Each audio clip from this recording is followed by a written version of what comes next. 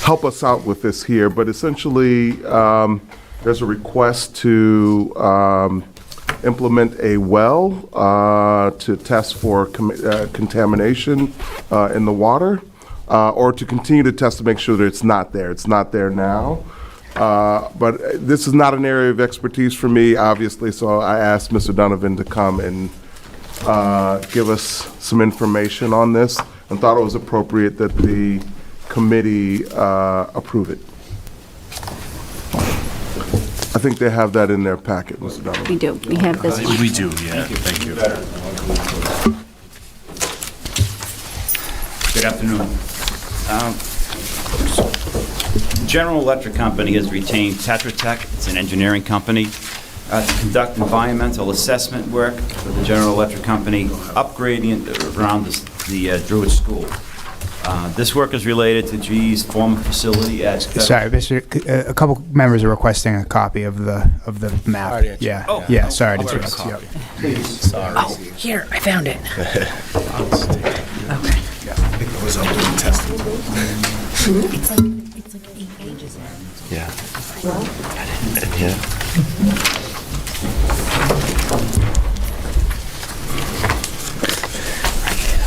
So Tetra Tech is asked to place a monitoring well on the Druid School property in the driveway, as shown in this photograph. I guess it would be the northeast side of the school. As you may be aware, the G factory that was on Federal Street many years ago had some environmental issues after they closed down. The Druid School is upgradient of that site. The groundwater flow in that area flows from the site down towards the Strawberry Brook on Boston Street. Back in 2009 or 10, they came in, the General Electric Company's agent came in, put a well, drew some water, but it was a temporary well. Apparently they didn't feel they had to come back. But they want to come back, and this time they want to put a permanent sampling well in. So they'll drill, it'll be a one-day affair. They'll come in, they'll drill down, set the water gate, cement it in, it'll be flush with the ground, take a sample, and then they can come back quarterly or yearly, whatever they need to take future samples, just, taking the gate box off, dropping the test sample retriever down and taking the sample. This should not interfere with the school operations. It'll be a little bit noisy the one day they're drilling. We'll try to ask them to schedule it possibly for a vacation period or a weekend if they can. And the sampling will just be somebody showing up in a truck, and there'll be no machinery involved in the sampling. Once the well's there, you won't even know it's there. There's no difference in appearance than a water gate or a gas box on the street. So they have wells around the entire site, but they want to put this well in on the site as close to the school as possible so they can say that they've been able to sample groundwater underneath the school property. And that, in a nutshell, is what they're looking to do. Any questions?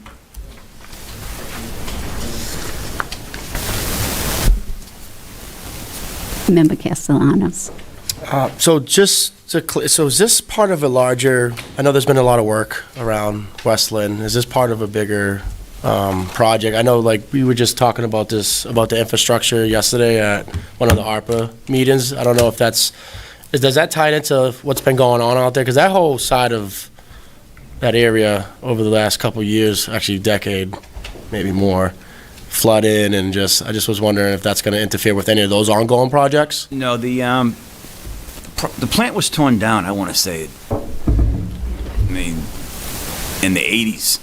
Most of the plant was torn down. The Factory of the Future building was left there until the market basket came in. But since that time, down by the DeMarcus's meat plant, there's a little building, and they've been treating the groundwater down there, pumping it out and treating the groundwater for it's close to 30 years now. So this is their operation because they're responsible for what they did back there in the 40s and 50s, and it's a continuing operation that they are sampling. Someday, hopefully, they're going to have finished cleaning up the site, and there'll be no more contamination there. Question. Yeah, Lorraine is the chair, yeah. Mayor Nicholson? Member Pena had a question, yeah. Oh.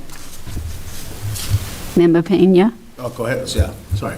I you have to checked in see with, you. Lynn Water Sewer Commission? Have they checked in with the Lynn Water Sewer Commission? 'Cause I know there's a well there, and there's a couple of drain lines that tie into the old one.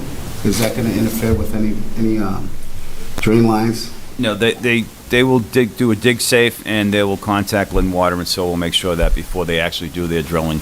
This is going to be off towards the property line, to the side of the school. Yeah. Away from any of the utilities coming into that area, but they'll have to dig safe this before. Because there's a well there, I know where the old well is, and we have a drain line that ties into that. I think so. Any other questions? I want to thank you for coming, and I asked you earlier, like, I made a call to talk to you about what was going on, and one thing I want you to know, it's no cost to us at all. There's no cost to the city at all, to the school department, and we will make sure that they have adequate insurance on their driller when they're on site, so that in case something happened, that things are covered. Does anybody want to make a motion? I entertain a motion to accept. Second. Member Gately? Yes? Member Castellanos? Yes. Member Capola? Absent? Make a motion to adjourn? Second. Member Thank you very Gately? much for your time. Yes? Member Castellanos? Thank you. Yes. Member Capola? Absent?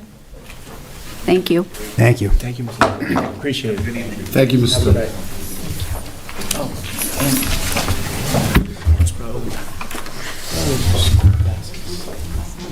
And we'll refer that motion to the full committee.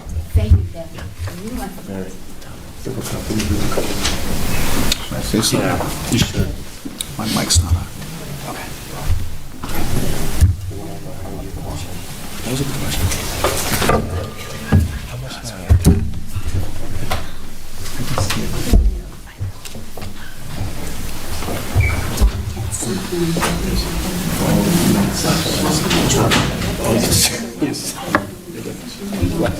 I don't think they use that gavel anymore. Yeah. I think they got the pen now. They go like this. He goes like this.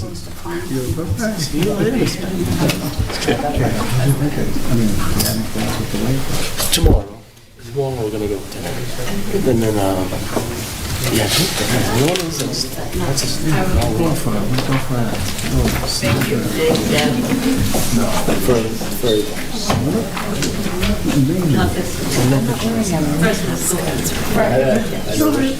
actually this is the first one without them. No, it's true. No, we don't have it. I'd like to call to order the Curriculum Subcommittee.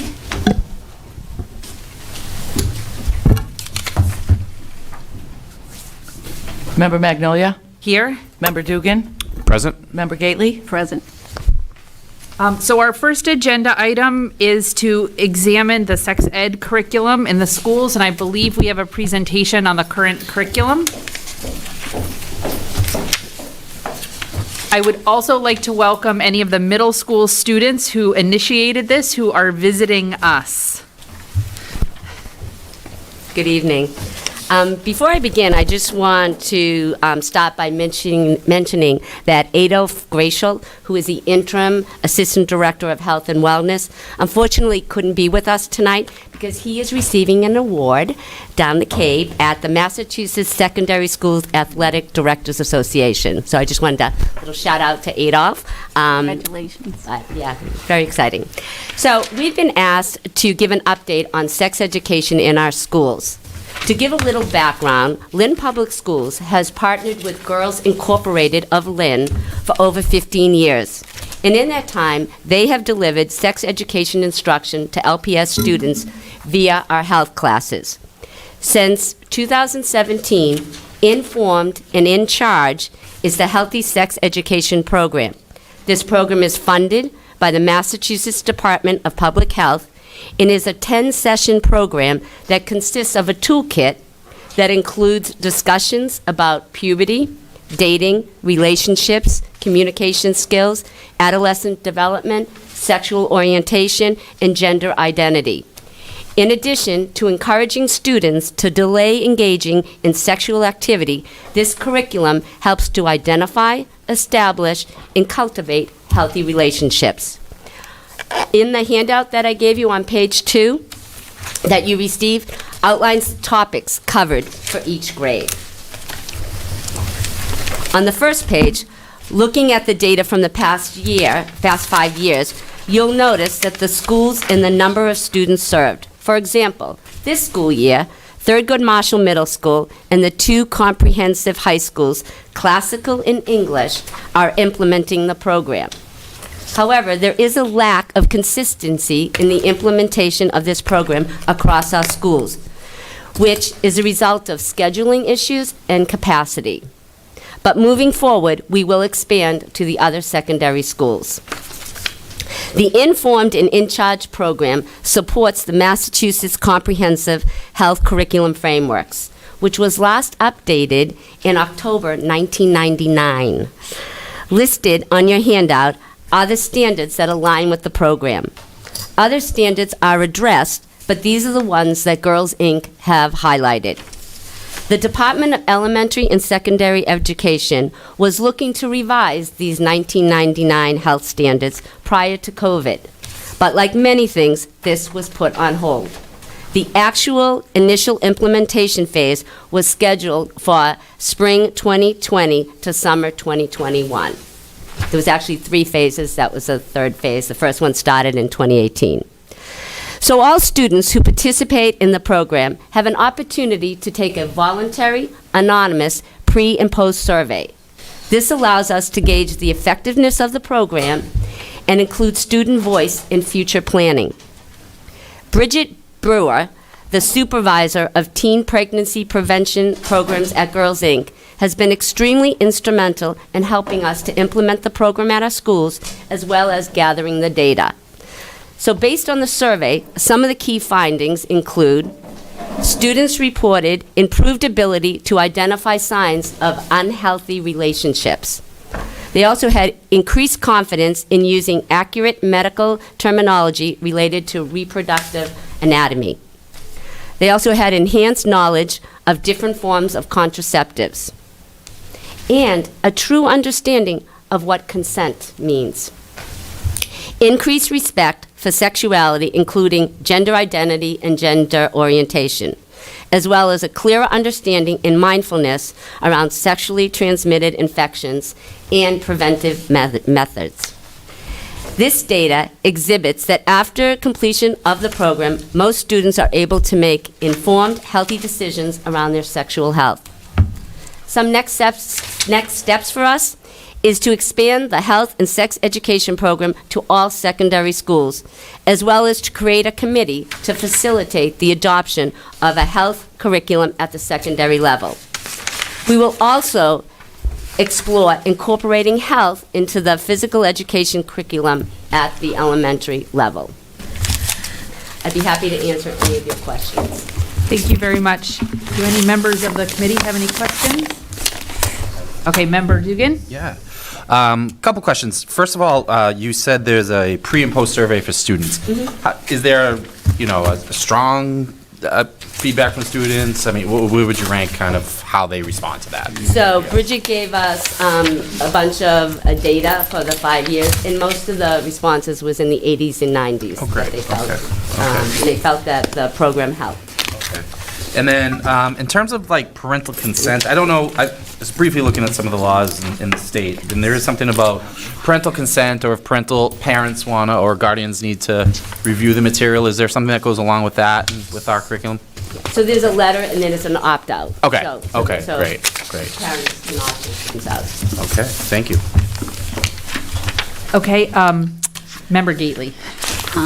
I just wanted to ask, because when Mr. Gainey was here, he told me that we're waiting on the standards to be changed by DESE. Then they would align it to a textbook, and this is for all health. So where are we in that process right now? So we actually deliberately stopped because we were waiting for the standards. We started in 2018. And then that was phase 1, and then phase 2 was right when COVID hit. Yes. Spring of 2021.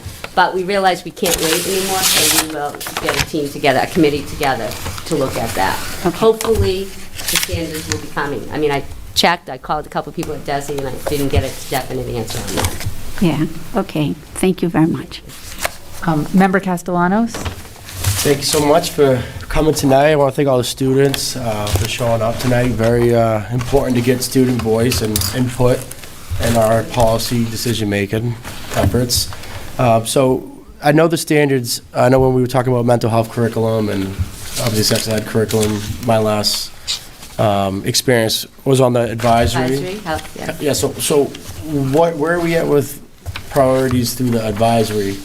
So we still have, we have to schedule, another. Well, I have, that's yeah, what I was, right. so I wasn't sure. I just wanted to make sure we get that reactivated. Right, absolutely. And I definitely would like to, when we talk about next steps and what we could do, I think having those conversations in the advisory meetings are helpful, because you get to work with Bridget, you get to work with all the different stakeholders involved, and you really get at the root of what we're looking at right now. And just for the public and people in this room, we have an advisory council that we discuss these public health issues. A lot of the, we set precedent every year. Like we reevaluate whether it's vaping or, Right. we go through these issues, but ultimately, when you hear student input, I think it's a very big push. And I wasn't sure, is Zachary Lucas here? Or Zachary Lucas is one of the students who wrote this letter, I believe, or was this a sample? I think, so I have all of the students' Yeah, okay, emails okay. here, so. I saw a lot of emails too. I just would Yes. like to, so this email, I mean, this was a pretty, an example just for the public. I want to read this. Some of the samples that we get, this was some of the requests from a student, right? Sure. It says, my class and I are doing a civics project, and we have chosen sex ed, and we are trying to advocate to get Lynn Public Schools an agenda curriculum on the matter. We know that you are on the school committee's admin, and we were just wondering if you could get our message through to them and try to get them to work on the situation a little quicker. Teen pregnancy is a big problem in a lot of places, including Lynn.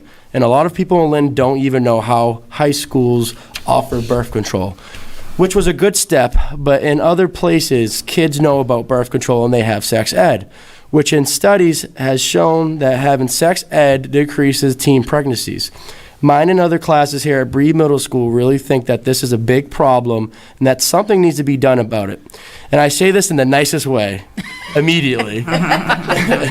My class has discussed, and we think that it is appropriate to have a curriculum for sex ed sometime between the school year of 2022 and 2023. I personally think that having a curriculum and it being taught in more schools will help people and cause teen pregnancies to decrease. This was Zachary Lucas. But we get a lot of these, and we do. Sure. I read them all, and they're powerful. It's important to really listen to where our students are coming from, and we're in a different era. It's a very, I don't think it's an effort thing. I think it's more of a let's be a squeaky wheel kind of thing. We have to speak to DESI to say where we're at with the standards, like how we could get removed from the sticky place. I think we got to figure out where we are, right? To see where we're at and activate where we need to activate so we could continue to see, progress. Sorry. Agreed. We're going to actively look to get the committee together. So I have a couple questions. Some of these are specific, and some of them are kind of aspirational. It's my understanding that right now, the delivery of this curriculum in the middle school is only being done for girls. Is that correct? Correct. Okay, so I would like to make the recommendation that as we look forward to curriculum, that people of all gender identities be included there. I think it's really important that people who identify as male get this curriculum, people who identify as female, people who identify as non-binary or somewhere else on that spectrum feel included. So as we look towards that curriculum, I would say that we need to pay attention to the naming to make sure that all students feel included. My second question, and this is sort of the aspirational one, is right now Girls Inc. is delivering this curriculum, and one of the challenges has been scheduling and capacity. Is it LPS's platform that going forward the curriculum would be continued to be delivered by Girls Inc., or is this something we're looking to do more in-house with our health teachers? So we're looking to get a curriculum, a math, health curriculum, and then that would be implemented through our health teachers. But I also think we've had such a long-standing relationship with Girls Inc., we would try to incorporate them also into it, because they've done a fabulous job and they've made some really good relationships. Wonderful. Yes. Yeah, so I just want to make sure that capacity is not our challenge as we Exactly. expand to FECTO, as we expand to tech, and as we make sure that all middle schools are covered. And I would hate to see the lack of, say, grant money that is coming through that Mass DPH grant be the reason why we can't have this curriculum in all of the middle and high schools, and then expand it to the appropriate topics for elementary school, such as bodily autonomy, things like that, that would really, I think, address some of the issues that come up in that specific setting. Yeah, agreed. Member Capola, and then Member Pena. Okay. First of all, I'm wondering if, on scheduling in the high schools, I thought that there was a actual class where they get credit for health. So we do have a health class, Okay, yes. and- And Girls Inc. comes in, the teacher stays in the class with Girls Inc., but Girls Inc.'s members are the ones that actually deliver the program. Okay, so it's not delivered by our No. staff at all? Okay. And the other thing is that when Francie, Francie Sudak, Sudak, yeah. when she was here, she did a program where she took volunteers that were both male students and female students, and she had a program together where she went and did, to present it in an auditorium to the middle schools and to the high schools. Now, she did that for about a good 20 years, but when she retired, whoever took over did not continue that program. Any chance that that can be brought back? Because if you've ever been to that program when they had it, you could hear a pin drop, because these are peers to peers Yeah. that the program is. I know Francie, but I wasn't aware of the program that she did. So if we can, if you can give me the name of it, I can. I will, look to- yeah, I'll find out. Okay. I forget, she actually had a name for it, and even kids that had already graduated from our high schools would come back and speak to And the talk to students the in other- talk to regards to kids? it. Okay, Exactly, all right. exactly. And, Call around too. yes, and I get quite a few calls from parents in regards to issues where the girls are being sexually harassed, and they don't feel as though, it's being addressed, whether it's in the schools, with administrators or whatever. It's not being addressed. And a few of the parents had asked, is there any way to include in the curriculum what the consequences are? If you go out in the world and you're doing this, you're talking about arrests, maybe incarceration, and, letting them know how it would affect jobs, that they would be able to be hired for because of quarry problems and things like that. I know you're talking about putting something together and it's not out and ready, but these are things that parents are asking for. So I'm just wondering if it's possible. I know one particular parent, she wanted to know if the coaches could speak to the boys in regards to it. Have it be part of something that they go over with the athletes, because it's a continuing problem all the time. I definitely think that we'll get a committee together and, we'll brainstorm all the different, we'll reach out and ask stakeholders, students, parents and try to come to a consensus about what's going to be the best. Because actually, even had a survey out, and even that survey, a lot of staff responded to that and mentioned that they're, that's happening and there's no consequences.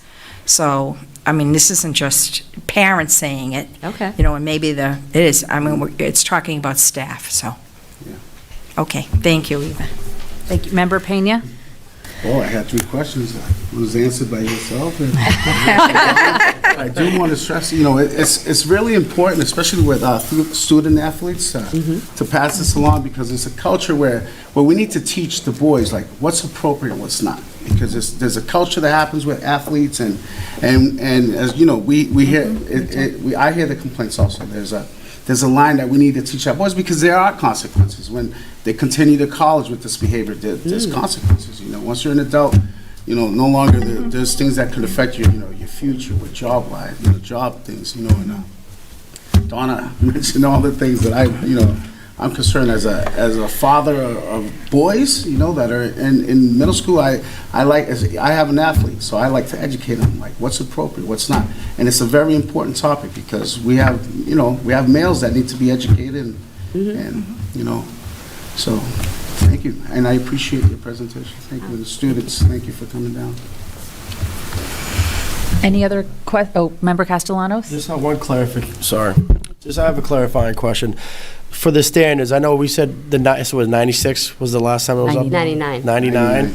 No, it doesn't necessarily mean we haven't touched it since 99. I know we review, we kind of evolve. I think clarifying that for the public, though, because this was misinterpreted with the mental health curriculum, because folks, I remember talking to Mike about that, about the mental health curriculum. It's not like, we're still making efforts to be with Right. The standards still apply, but there are new things that have happened, like vaping. Somebody mentioned vaping. You mentioned vaping. And then there's also social and emotional competencies, mental health. There are things that are going to go into the new standards that weren't in the 1999 ones. But they still are standards. We still follow them. Yeah. Thank you. I appreciate that. Well, I just wanted to clarify, because when folks hear, like, I see the item in the back, there's like 1996, like 1999. I just want to make sure that's clear, so we don't have to leave here and folks are just, calling us to clarify. Okay. Thank you. That's why you're here. That's right. Thank you, and I'm going to ask, as this committee gets underway, you give us reports along the way, but I think Member Gately has one more question. Yes. He just triggered something in my head about the 1999 standards. What happens, maybe we should cover that a little bit, because what happens is the standards come out, then the textbook companies, they start aligning to those standards, and then they come to you, and that's when you should have a committee already, so we could look through them. Yeah. And that will be happening. Yes, absolutely. Thank you. Thank you very much for the presentation. Thank you. Thank you. Next, we have the high school ELA adoption.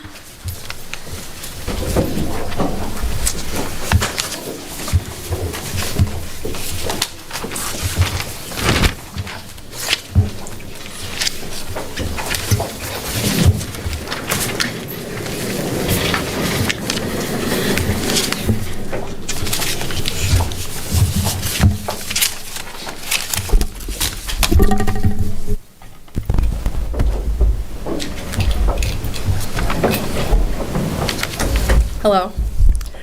My name is Allison Mosho Hamilton, and I'm one of the assistant directors of ELA.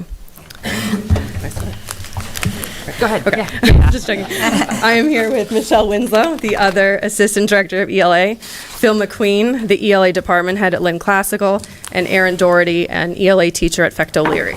We are here tonight to speak about the grades 9 and 10 ELA curriculum adoption. So I'm going to start by framing the why. So DESE, in the quick reference guide, Assessing Your Curriculum Landscape, addresses 3 main pillars in choosing a curriculum and maintaining curriculum literacy: ready access, high quality, and standards aligned. You can find DESE's definitions of the aforementioned pillars on our PowerPoint. on our PowerPoint. With the current contract with Houghton Mifflin ending in June of 2022, finding a vendor with a rigorous, culturally responsive ELA curriculum that provides equitable access for all students in grades 9 and 10, while also meeting the 3 pillars, was of the utmost importance to the team.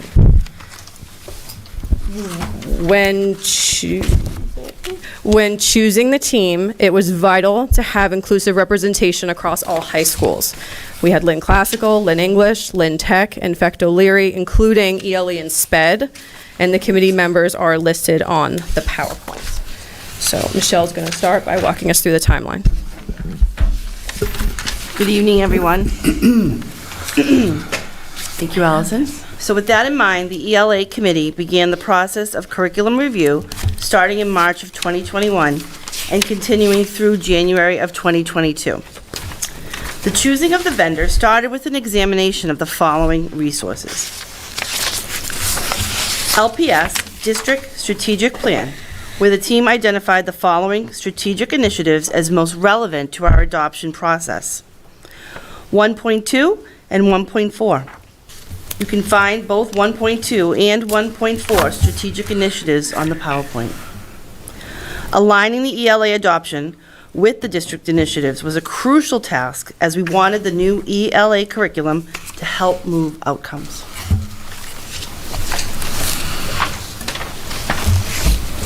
From April to May, the team also examined DESE's Implement Mass Guide, which is grounded in equity for students and outlines an inclusive 4-phase process to select and implement the high-quality instructional materials that best meet each district's local needs. Curriculum ratings by teacher's rubric, also known as the Curate. The goal of the Curate is to make it easier for districts and schools to lay a foundation of great curriculum materials in every classroom, so that teachers can focus on making those materials work for the students that they know best. Ed Reports, an online resource that provided a strong starting point for conversations about our curriculum adoption, since the reviews helped communicate with teachers about materials under consideration, as well as with district leadership about recommendations.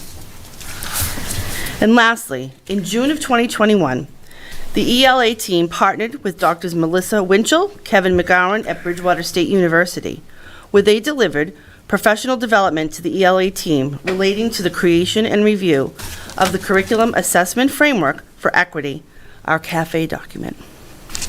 This document provided another critical LPS lens. These rubrics are available for you at the front table. And Phil will carry on with the process. Good evening. Following the initial review of the adoption process materials, the ELA committee attended vendor presentations in July of 2021, where the team was able to wrestle with both digital and physical resources, including student and teacher editions and demos. The 5 vendors were McGraw-Hill and StudySync, Achieve 3000 with Actively Learn, Savas, My Perspectives, the American Reading Company, and Houghton Mifflin Harcourt into Literature. And these resources are available on the table over there as well. After the presentations, the team was provided with newsletters that contained the Zoom recordings and the logins to the demo accounts. This allowed the team to easily re-examine the resources. In August of 2021, the team met to rank the vendors and place them against the CAFE rubric. This was an important step as it fostered necessary conversations about equity and culturally responsive practices. In December of 2021, the team met to unpack the reading literature, reading informational, and writing standards to gain a better understanding of how the adoption materials could help identify and measure student learning targets while also promoting mastery and vertical alignment. I'm going to hand over to Erin now. Thank you. In early January of 2022, the team completed a vendor choice survey and remained split on 2 resources, StudySync and Actively Learn. The team felt that StudySync fit both DESE's and LPS's expectations of high-quality instructional materials due to its strong focus on equity. Additionally, StudySync is comprised of comprehensive instructional materials for teachers, including lesson plans and assessment cycles. StudySync is also greenlit by EdReports. Moreover, the team strongly believed that Actively Learn should be considered to support our multilingual learners. I will now highlight the major features of StudySync. StudySync is a digital and print core resource that integrates with Schoology, our learning management system. Having StudySync as a core will give teachers access to culturally responsive materials and Common Core standards-based instruction through their comprehensive lesson plans. In addition to their 4 curricular paths, thematic, novel, American, and British, there is a continuously growing library of over 1,900 works, including 275 full texts. To make content relevant to students, there are also high-interest podcasts and blasts with engaging writing prompts. With the range of choices in the StudySync library, teachers can design lessons that help students understand and celebrate the nuances of different cultures and authors, such as James Baldwin, Nelson Mandela, Arundhati Roy, Jesmyn Ward, and Toni Morrison, to name a few. Lastly, there are technology tools and multimedia features that will help with student access, engagement, and understanding. These tools include annotation, authentic audio recordings, and closed captioning. An important feature to note is that StudySync is accessible on any device, desktop, laptop, tablet, or mobile phone. We will now show a quick video that introduces StudySync.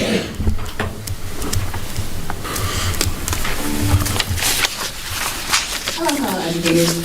I'm here today to introduce you to StudySync, a living, dynamic curriculum. Today's learners are immersed in an innovative and rapidly changing world. We type where we once scripted, we stream videos where we used to rent movies. We send messages with a click of a button, and we expect immediate responses. But what about our classrooms? What are we doing to ensure excellence and equity for every one of our students? Dr. Doug Fisher says every student deserves a great education, not by chance, but by design.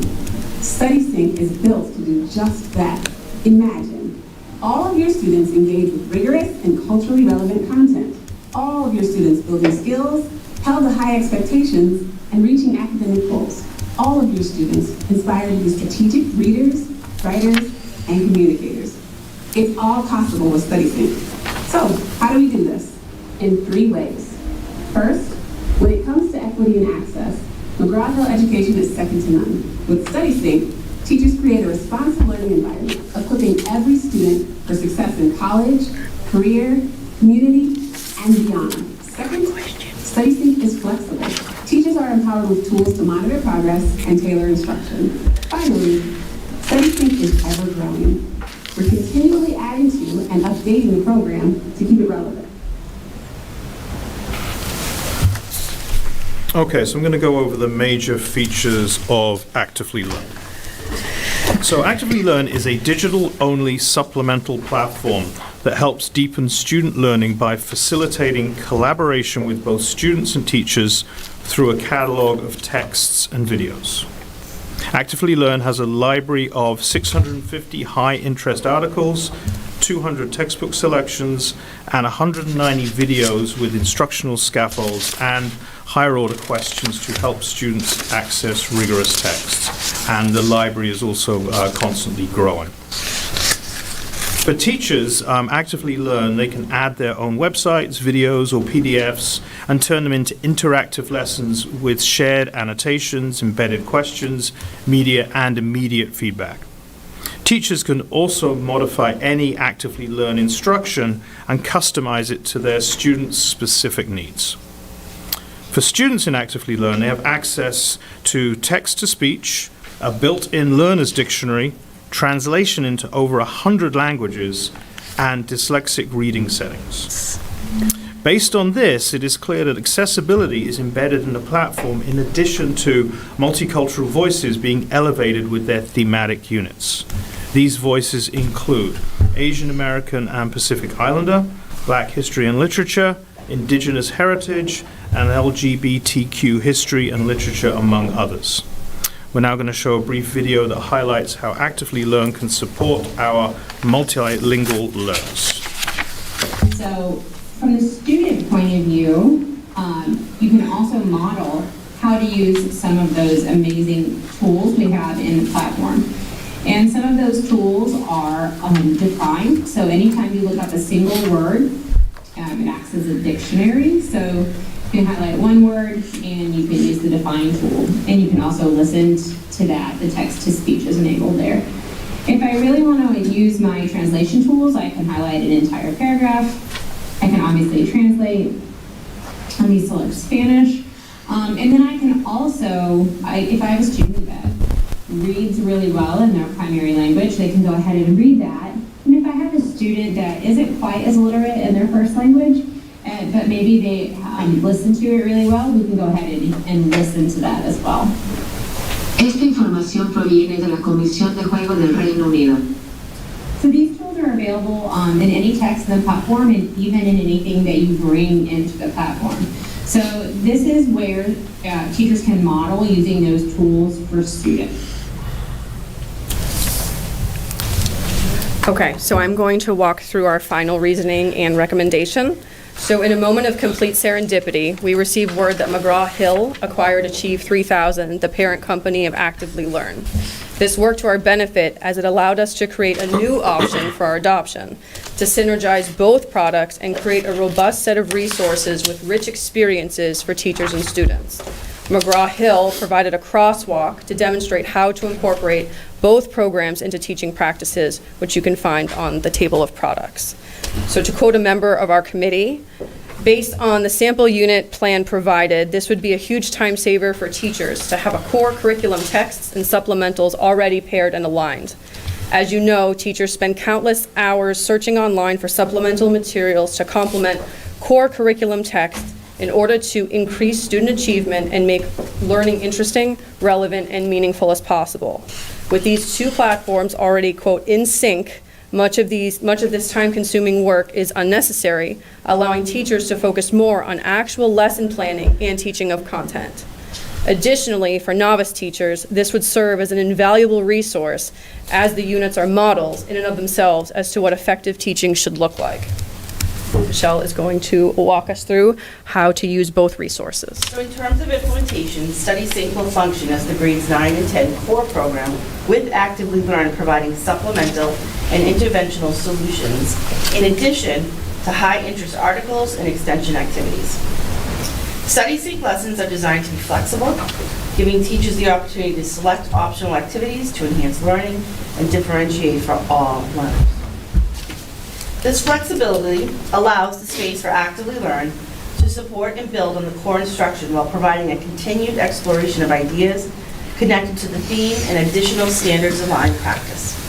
In adopting both programs, we will be offering equitable access to excellent instruction and educational outcomes for all of our students. If approved, the current curriculum maps for grades 9 and 10 will be revised and will reflect a crosswalk of the two programs. So as a department head at Lynn Classical, I want to share my excitement about the combination of StudySync and Actively Learn. Using these two programs will give us the opportunity to reach the needs of all of our students. Most importantly, students will see themselves in the core and supplementary texts, and they will have the opportunity to engage with attention-grabbing activities. I would like to echo Mr. McQueen's excitement about these two dynamic platforms. And note, we are aware that successful implementation will mean that students and teachers alike are given time and ongoing support to learn to navigate both sites so we can take full advantage of what each program has to offer. So, lastly, we also wanted to take this opportunity to share some exciting news coming out of the ELA department.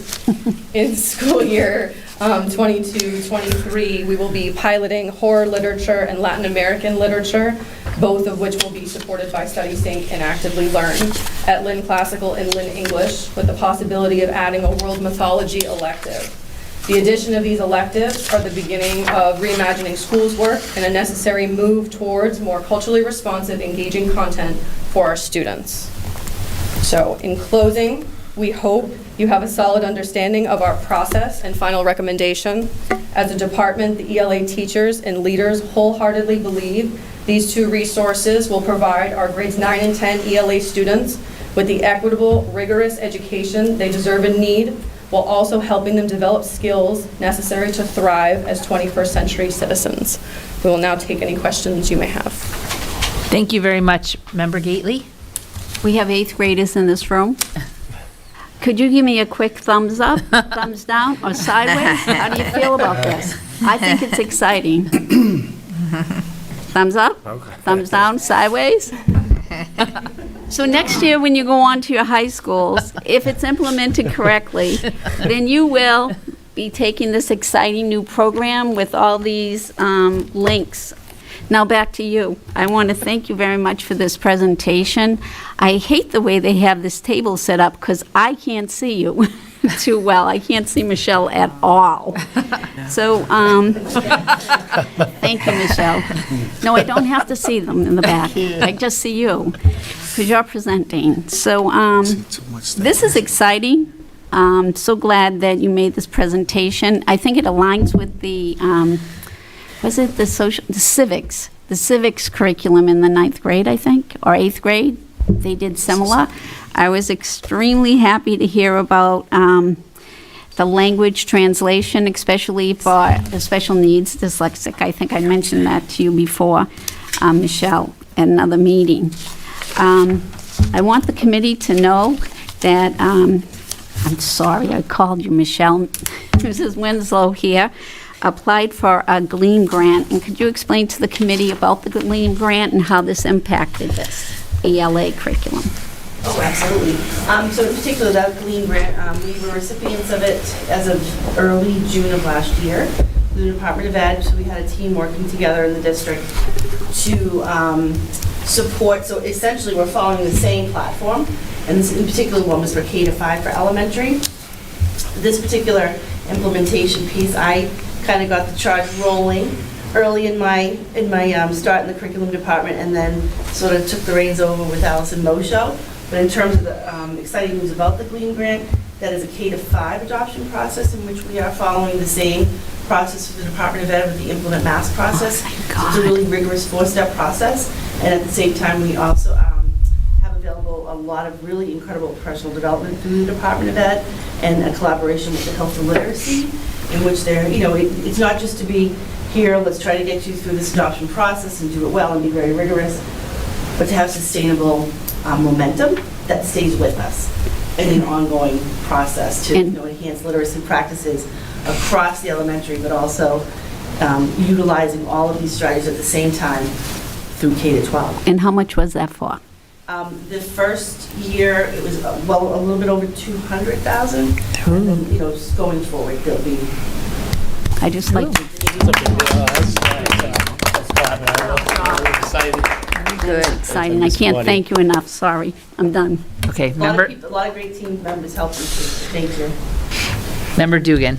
Yeah, so just to echo what Member Gately said, just congratulations on all the hard work, and thank you for the wonderful presentation. It was very informative. I really liked the fact the supplemental materials, being a teacher myself, looking through for supplemental materials to enrich and, just to make sure you're reaching all your children. It does take some time, so I think that's going to be a huge piece of it.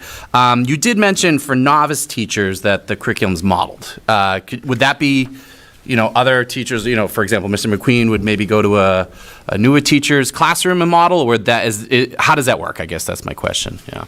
So that can be one of the things that actually happen, but I think when we were talking about modeling, we meant actual formal lesson plans. Okay. So within StudySync, it's like soup to nuts.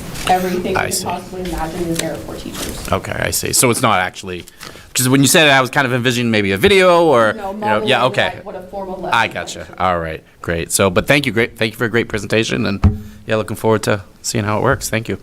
Member Castellanos. Just to echo what everyone said, thank you so much for tonight's presentation. Very informative, appreciate it, to walk us through that. I had multiple light bulbs go off as you were delivering that presentation. And one of those light bulb switches was the way you guys tied in the strategic initiative, 1.2 and 1.4. I was part of that process of when we developed it, and I always refer back to that document, just as I seen it from birth to where we're doing it now, and to see the actual results. It really puts a smile on my face, and it's a testament to that process, and to see that, like, just the follow through, and just the time that you guys put into that, and it takes a lot of work, and it's definitely, you're building legacy, and you got students coming in here to see what we're doing, and it's actually really, it's inspiring. Every time I hear Mr. McQueen speaks, I'm inspired. I honestly, he has me like, you can hear like a little needle drop. I'm laser focused when he speaks. And all of you today, thank you. I appreciate it. Member Capola? Okay. When was the last time that we purchased or had ELA curriculum? I'm pretty sure it was around 2010. 2010, okay. Because in our survey, a lot of people are like, things are changing so quickly. Some of the other questions that, or comments that people brought up in the survey has a lot to do with us being on the cutting edge. So, hopefully you can all say that this is cutting edge for curriculum, so that they feel as though they see that coming. Yeah, we actually got shout outs from McGraw-Hill for marrying both programs. And they were really proud of the work that Lynn is doing to have the core with the supplement. Okay. Who did the committee consist of? Yep, so it consisted of all of these people. All of those people. Okay, great. I can, want me to read them? If you want to give them a shout out, they can get, yeah. I will. Okay. Noel Bolio, who's the ELA department head at Lynn Tech. Shannon Conlon, the ELA department head at Lynn English. Amy DeRosa, the assistant ELE director. Aaron Doherty, Mark Feldman, an ELA teacher at Lynn Classical. Kathy Ford, an ELA teacher at Fecto Leary. Amy Glidden, an ELA teacher at Lynn Tech. Travis Harris, an ELA teacher at Lynn Classical. Phil McQueen, myself, Claire Price, who is the SPED department head at Lynn Tech, and Michelle. Okay. Because lots of times they say, they're the people with the boots on the ground, and, they don't have much say. So that, it shows that you did. The other thing is, did you get us a $200,000 grant for this? I know, I'm just asking. Why didn't you? What is the cost for this? Does anybody know what the cost is for this program? I don't have that information. It's okay. All right, thank you. I have some nuts and bolts questions, if that's okay. So I'm wondering about the active interface with Schoology in terms of teaching the students to use an LMS platform because of what they can expect should they be college bound. So can you talk a little bit about how students are going to access this material not when they're on the school grounds? Yeah, so both Study Sync and Actively Learn integrate with Schoology, and both programs are available offline if you download everything in advance. So even if you don't have internet access, you can get access to both programs. Okay. And one of the reasons I ask this, I am a professor at North Shore, and one of the things that has become really clear during the pandemic is that the learning curve to understanding how to interact with textbook companies' LMS plugins is actually quite steep for a lot of students. And so I'm particularly excited by the fact that they will be learning how to do this in 9th and 10th grade.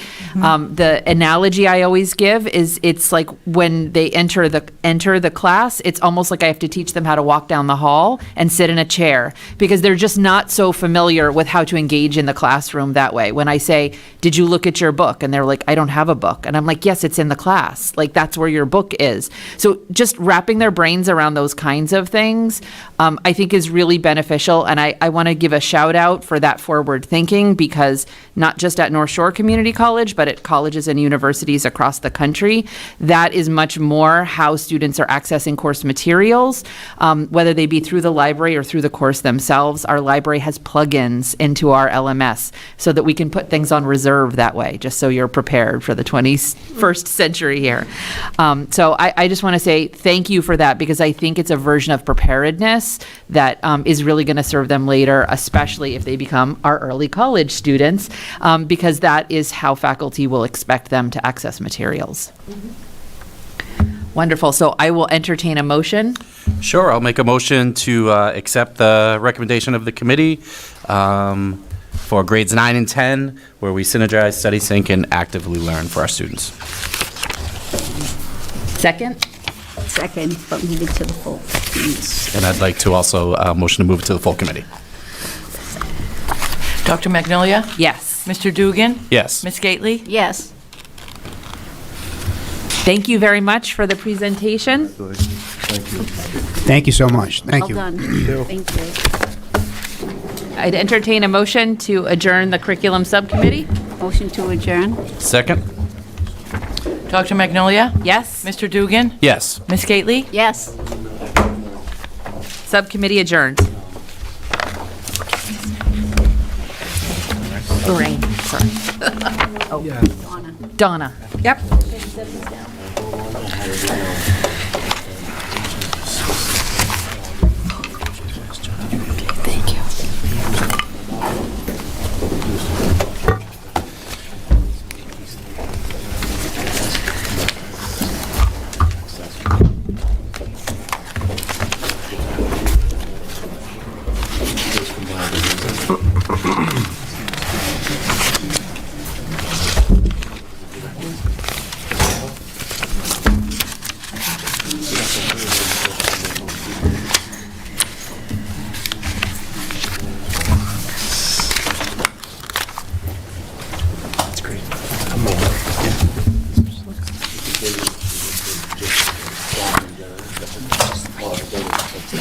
Looking for something.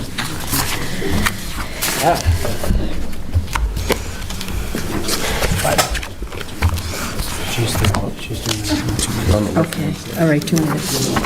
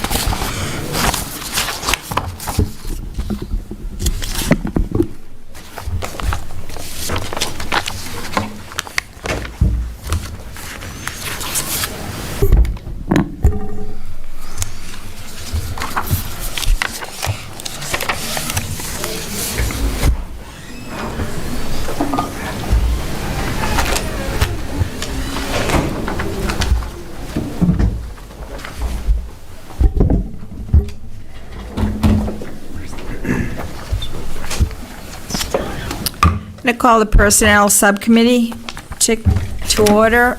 Roll call, please. Member Capola? Present. Member Gately? Present. Member Magnolia? Present. And Dr. Tutwiler. Good evening.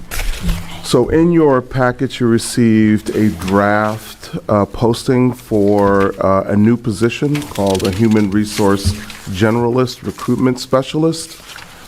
In that draft posting, there's a very clear outline of the requirements, qualifications for the position, Also, a clear outline of the essential duties that this individual would perform. I'm happy to answer any questions that you might have on those, but I'd just like to say about 4 or 5 things about this position before we go to questions. The first is, I know that many are aware that our Human Resources Department has been understaffed for a long time. And we've been actively working on addressing the capacity needs or the capacity challenge in that department. This proposal is an important piece of addressing that challenge. Over the years, we've talked about actually in my school year 1920 goals, there was a detailed language around proposing this very position with specific hopes around recruitment, because that's a function that is not able to be performed with the existing model and framework in that department. We got waylaid by the pandemic, but I think we're in a really good position now to entertain this important addition. That's one thing. Another thing that I'd want to point out, and I think this is really important to stress, there are 10 functions listed, or essential duties and responsibilities listed. I want to make clear that right now, only one person does those 10 things, and that's the executive director. I say that to underscore, first, the capacity challenge involving the executive director doing these things, plus all the other responsibilities that an executive director of HR is responsible for, but also to name that no work is being taken away from any existing members of the HR department. This new position would essentially allow us to expand on some of the things that the executive director does or can't do because she doesn't have the capacity to do so. The other thing that I want to point out that's important is this is not a position that was proposed in the FY22 budget. It's my intention really to propose this for the FY23 budget. If the committee supports this proposal, it would be our intention, however, to post this probably within the next 3 weeks with hopes of getting this person on board mid-June, which I've spoken to the business administrator, Mr. McHugh. We have the flexibility to accommodate that.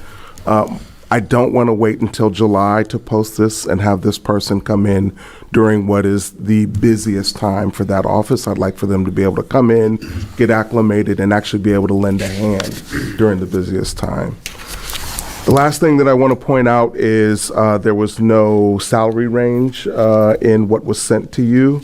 I'm proposing precisely the same salary range as I did for the position that you approved at our last meeting, a range of $65,000 to $80,000. Happy to answer any questions you might have about this. Yes. So in and among the essential duties and responsibilities, there's nothing about specifically like traveling to recruit. And I just wondered if you envisioned this position as someone who would, because of how many schools of education we have in our, I don't know, say 35 to 50 mile radius, even though Handshake and the other platforms that recruiters are using right now do not require travel, there is still a benefit to traveling to an education department to actively recruit. So I'm not suggesting that you have to state that, but I think it's important for someone to know if travel is going to be part of the job, that would be part of the posting. Mm-hmm. It absolutely will be an expectation of this person. That's really one of the limitations that we've experienced over the years is that department, no one in that department has the capacity to leave and go out and develop those relationships and make those connections. The expectation is that this person would do that. And schools of education, absolutely, but then there's other organizations that can become a pipeline for new folk in the district. So I might recommend adding a bullet point that specifically outlines that, because if it is essential, then it should be under the essential duties and responsibilities. Yes. Dr. Tetweiler, this looks like the Human Resource Director's a large portion, or a large chunk of her job that when we hired her, a lot of these things are already in that position. So would be taking away these responsibilities? No, it would be enhancing those responsibilities. You notice in a lot of these bullet points, the verb is enhance or support. This is an enhancement of some of the responsibility. Now, this is not an exhaustive list of what the Executive Director of Human Resources is responsible for. This is actually a little bit more narrowed in terms of specific responsibilities related to recruitment, related to analysis of hiring trends, analysis of attrition trends, which absolutely is in the broad scope of the Executive Director, but there's a whole lot of other things that person is responsible for. And, this addition would allow the Executive Director to be more successful at doing some of those things where there is crossover. I would like to make a comparison of the two, because it just, to me, it seems like we're just adding another position. And I don't know, I just would have to see it to compare it. So I might I would want be to happy to table do it. that, but I would say to you, Ms. Gately, that if you took out the job description for a deputy superintendent and a superintendent, there's a lot of similarities and crossover. If you took out the job responsibilities between a principal and a vice principal, there's a lot of crossover between I understand what those two people would do. But you need those additional people to, create the capacity so that all of those things get done well. I'm telling you right now, there are things on this list that don't get done because there's not capacity to do so. So I just mentioned to Dr. Magnolia, we don't have the capacity to develop the kinds of relationships and have members of HR out in the field making those connections, developing those relationships. We do go to, the big recruitment fairs. Merck is coming up, which is one of the state's larger recruitment fairs. We do go to that, but there's a lot more that we could be doing, which is why I proposed this in my 1920 goals, which the committee accepted. Thank you. Yes, Mr. Castellanos. So I'm looking at the essential duties and responsibilities section, and I could see where Member Gately feels like it looks like it's similar in how the HR, how that position reflects the duties that we're looking at.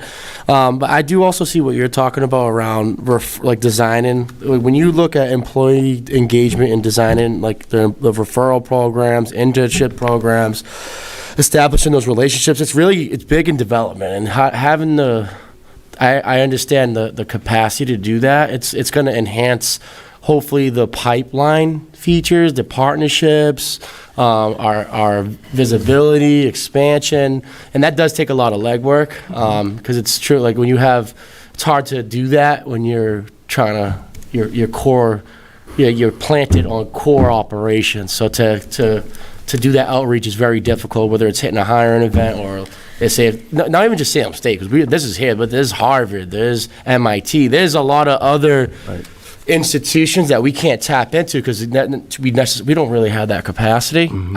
I see that. I would like to see this more detailed, if that's like, I feel like this is, I like the points, but kind of break that down. Like there's a lot more meat in there. Like when we talk, that's a lot of work, right? Like when we talk about partnership development, so I feel like having a deeper dive on those duties, because there's a lot that can come about that, like those, like I feel like this, I like this, actually, I do like that.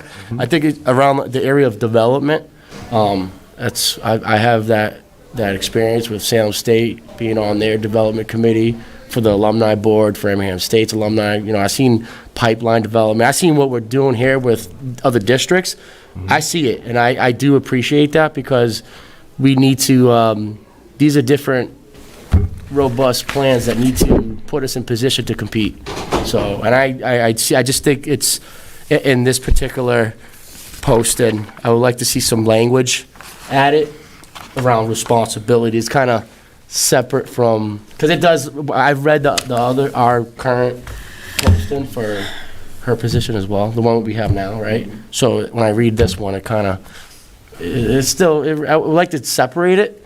So Claire, keep the role, it's not, it's related because it's a supporting feature, right? So it's a support position. But Yeah, I mean, I appreciate what you're saying. I just want to understand what that exercise would lead us to, right? So I can do that. I can add more detail to what's listed here. I also want to be mindful of, job postings that are very long aren't attractive to people, but I can add more detail to it, absolutely. I think it might also be helpful from the standpoint of understanding comparison. It can also provide you with what Lawrence, Lowell, Brockton has for their HR departments. I think you would see why I'm proposing this position. Yeah, and maybe wonder why I'm not proposing more. No, I do. I see that. I do. And I just was more along. My thought was around benchmarks and how we, how we're going to measure this position. Like, how do we measure the value of this job? When we put, say, if we're paying $80,000 on this job, I like to see the progress. I guess I would love to see what those measurables look like. That's when I think about specifics. Like, if I see a duty or responsibility, I would like to see a way to show me that you've done the work and show me, I want to see evidence of what was done, just for the taxpayer, just for folks to know what we're in. I get it. Like, there's a lot of value here.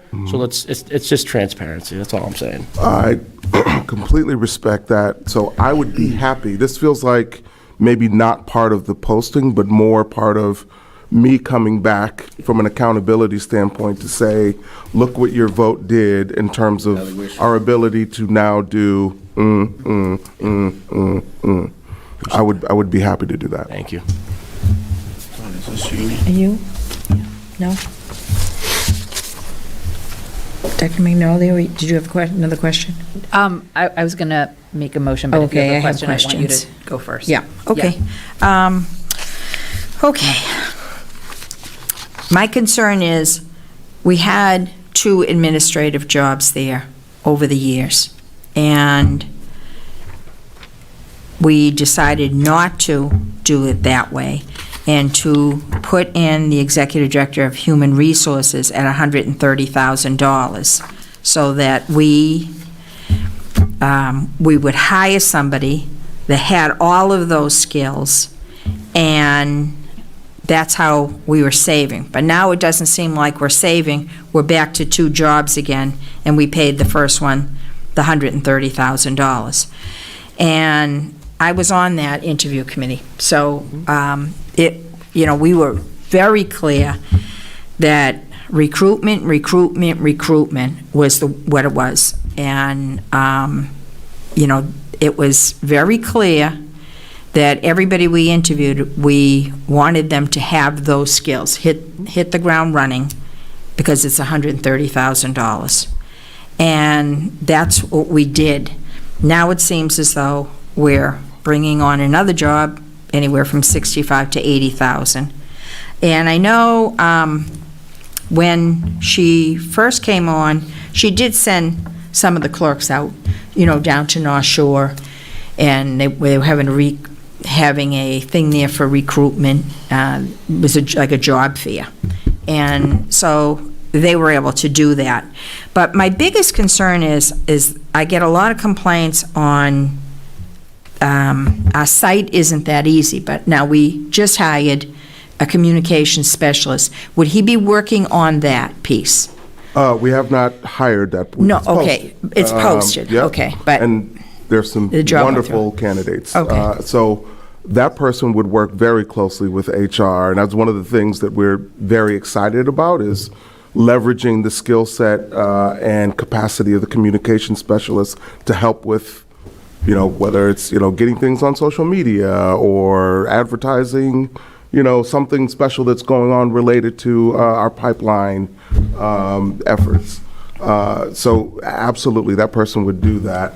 The event that you're referring to was when the union, right before the school year started, they hosted like a vaccine awareness event, and people could sign up to get the vaccine. And we were also using that as an opportunity to message to parents that there were paraprofessional positions. There were clerks, absolutely, that went down there with her to set up. But I don't see that as being their function, to do that outward partnership development. I'd also say that I'm thrilled that there was support in allowing us to establish an executive director. Since I've been here, there's only been one administrator in HR. I'd have to go back and research when there was a second administrator in there. To my knowledge, there's not been. And I'd also say, to my knowledge, in 7 years, there's not been the capacity to do the kinds of things that are listed in this document. The current executive director has hosted virtual job fairs, is going to the Merck conference, is deeply engaged in recruitment efforts. It is limited because of the other demands of her work. It can't just be that. This person would have the capacity to do that more frequently and be out in, whether it's schools of higher ed or other organizations that would be, that would help, whose partnership would help around our hiring efforts. She just doesn't have the capacity to do that. This person would definitely help with that effort. And the other thing is this how the job posting is going to go out, looking like that? Because, we've had this in the past, and for some reason, in my opinion, numbered things seem to be better than the bulleted, but, it's a total different look on it, but this one is easy to read. I don't know if it's just because it's been around a long time, it's been around longer. I'm happy to adjust this however the community thinks that I should. The key for us is the substance of what's in here and the ability to actually attract someone to help us. Do you mind if I'm sorry, Mayor. Yep. Yeah. I just had a question if that's... Yes, yeah. One of the superintendent's goals that the school committee approved, and I know is a top priority for everybody on that committee, is around recruitment, and particularly in the recruiting a diverse staff for the Lynn Public Schools, which I know is a lot of work, and we've set sort of a specific benchmark and made some incremental progress. But even the benchmark we set is very measured in the way we're going. But I know it's something that you, Dr. Towell, have thought a lot about and worked on over the years, and one that I can say that is a huge priority for a lot of the community. I think we've heard it time and time again about the importance of having a diverse staff in the public schools. And we have the plan that you set forward about ways in which we're attacking that. And I was just wondering if some of the capacity that you are looking to add here would be helpful there. And if you could talk sort of more specifically, to Member Castellanos' point about what we think the outcome of this position is, about how this position could help us towards that goal. Yeah. So I'd like to make a motion then to just table it, and as Mr. Castellano said, if you can maybe fine-tune the whole thing, match it up to what would be different for us. If you could answer the question, obviously whatever the will of the subcommittee is, but I thought we were doing questions. Oh, okay. Go ahead. So just quickly, this position, I think, would be instrumental to our effort to recruit and retain a racial and linguistic diverse racially and linguistically diverse staff, which is why pretty much since 2019, it's been in my goals to propose a recruitment position, and now we're here. And so I think, much as I explained earlier, it would be important to have me come back and, report out, whether it's, quarterly or twice a year, whatever the committee would like, and talk about the kinds of things that we are now able to do or have the capacity to do that helps us achieve that goal. This is in part a capacity issue. Like, we don't have the capacity to do the kinds of things that we believe we need to do to achieve that goal, which is why I'm asking for this. I think I would need a little more specific direction around what I'm doing here. Am I creating a table that, putting the responsibilities side by side so the committee can see the differences or the similarities? I'm happy to do that. I just want to be clear, you're probably going to see similarity because the executive director is responsible for all of it. So the fact that, there are things that you see that are similar here to what's in her posting or what was in that posting should not be odd. What this person is doing is allowing for deeper capacity to achieve those things outlined in the duties. One person cannot do it. Yeah. All, which right now, that's what we have. And I'm happy to do that for you. I'm just giving you that forewarning that you probably will see some similarity. Oh, I'm sorry. Yes, Mr. Castellanos. Maybe having the executive director come in to talk more, even in deeper, and that's something that she can come in and it's one of her passions is her studies, and she could probably come in and enhance that perspective just to give us that additional, just that information that we need. Which if you feel comfortable, do you feel like, is that something that would be helpful? Do you think I'm happy to bring anyone here who you think would help you understand something better. I don't know what she's going to say that's different than what I've said this evening. Okay. She's going to tell you, because we sat and we co-created this posting, that she does not have the capacity. I already knew that, which is why in 2019 I proposed this. The previous head did not have the capacity. It has not been something that we've been able to do substantively for the 7 years that I've been here, and probably much longer. But I'm happy to do that. Yes. I'm a little confused. Lenny's next. Okay.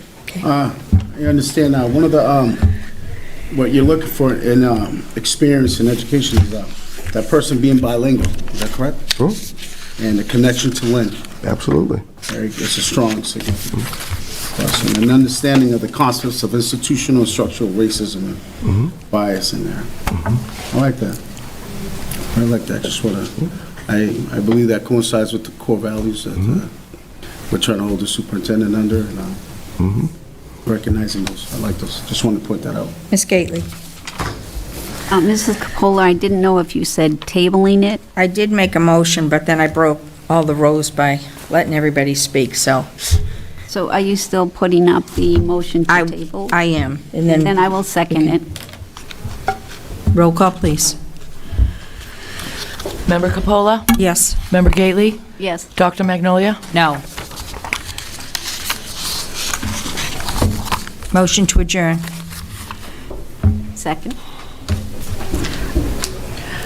Member Capola? Yes. Member Gately? Yes. Member Magnolia? Yes. Adjourned.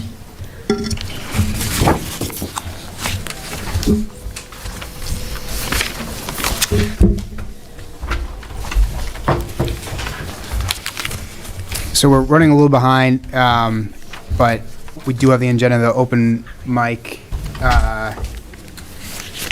So So the open mic session is designed to provide an opportunity for citizens to express their views on matters of concern to the school committee. The sessions are not designed to encourage debate or lengthy exchange of views, but are to have the committee understand numerous points of view. The committee would appreciate speakers keeping their presentation in 3 minutes in order to accommodate as many people as time permits. The chair reserves the right to limit the number of speakers on the same topic to 3. All speakers must be at least 18 years of age or enrolled in a high school in the Lynn Public Schools District and having discussed their views with a student government representative. The chair reserves the right to rule the speaker out of order if he feels that the speaker's comments are personal in nature.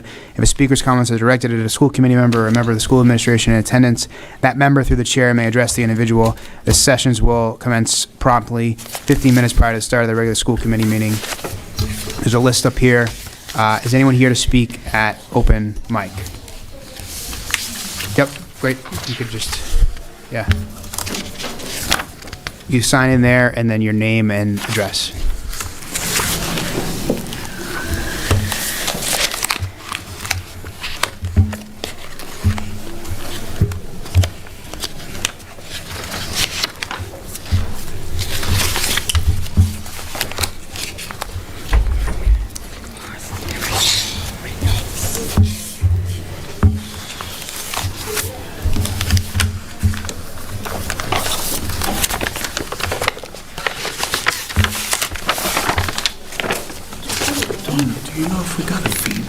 First, I want to introduce myself.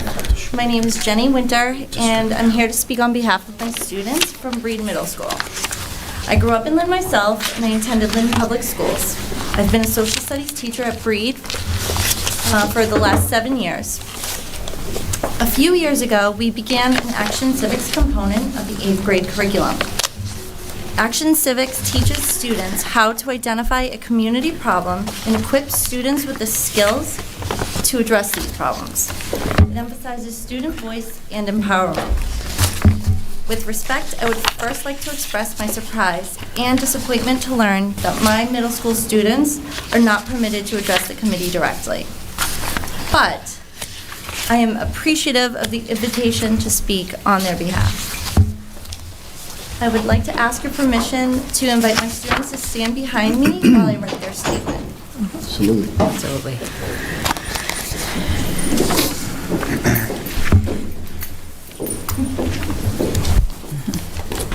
Thank you, guys. Okay, so I am about to read the statement that my students have prepared. Hello and good evening, members of the school committee. First, we would like to thank you for the opportunity you have given us to come here tonight. Our class was given the option of working on a civic project for this school year. The class took a vote and decided to work on teen pregnancy. Our class chose this subject because we see that it is important for students to have a future without worrying about the difficulties of teen pregnancy. In 2016, Lynn's pregnancy rate was triple the Massachusetts state average, which is a huge crisis in our city. Only 40% of teen mothers finish high school. Teen parenthood is associated with a range of adverse outcomes for young mothers, including mental health problems such as depression, substance abuse, and post-traumatic stress disorder. Teen mothers are also more likely to be socially and economically disadvantaged. We would like to ask you for a sex ed program for all middle and high school students in Lynn. This would include that the curriculum committee incorporates student representatives from both middle and high schools when choosing the program. We want a culturally responsive sex ed curriculum that represents the cultures and the identities of the Lynn Public School community. Thank you for your time, and we hope you consider our petition. Thank you. Thank you. Thank you. Thank you so much. Thank you. Thank you. Thank you, everyone. Thank you.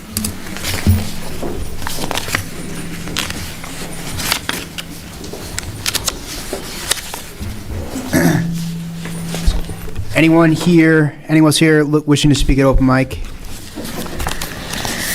Anyone else for open mic? All right, we're going to close open mic, and we'll start in a couple minutes to let people file in.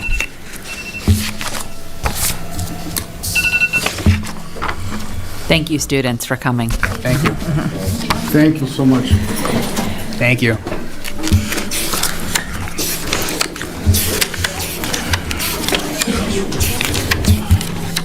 All right, I have to go to bed. Hey, what's good? What's good? I saw you over there. Doesn't matter. Look at me too. Look good, girl. All right, your mama too? Just Dora? I saw her. We share the same birthday. I said, oh, I knew that. She's looking good out there. Love that. Lenny, what happened? Donna's chair is stuck under the table. I stopped working out, Lenny.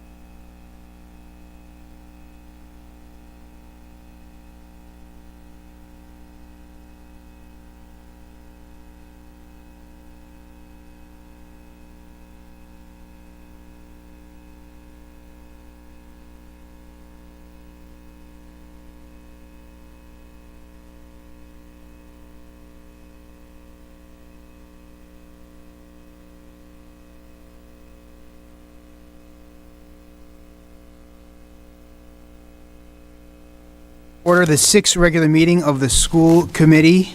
Roll call, please. Member Castellanos? Present. Member Capola? Present. Member Dugan? Present. Member Gately? Present. Member Magnolia? Present. Member Pena? Present. Mayor Nicholson? Present. All please rise for the salute to the flag and. I pledge allegiance to the flag of the United States of America and to the republic for which it stands, one nation, under God, indivisible, with liberty and justice for all.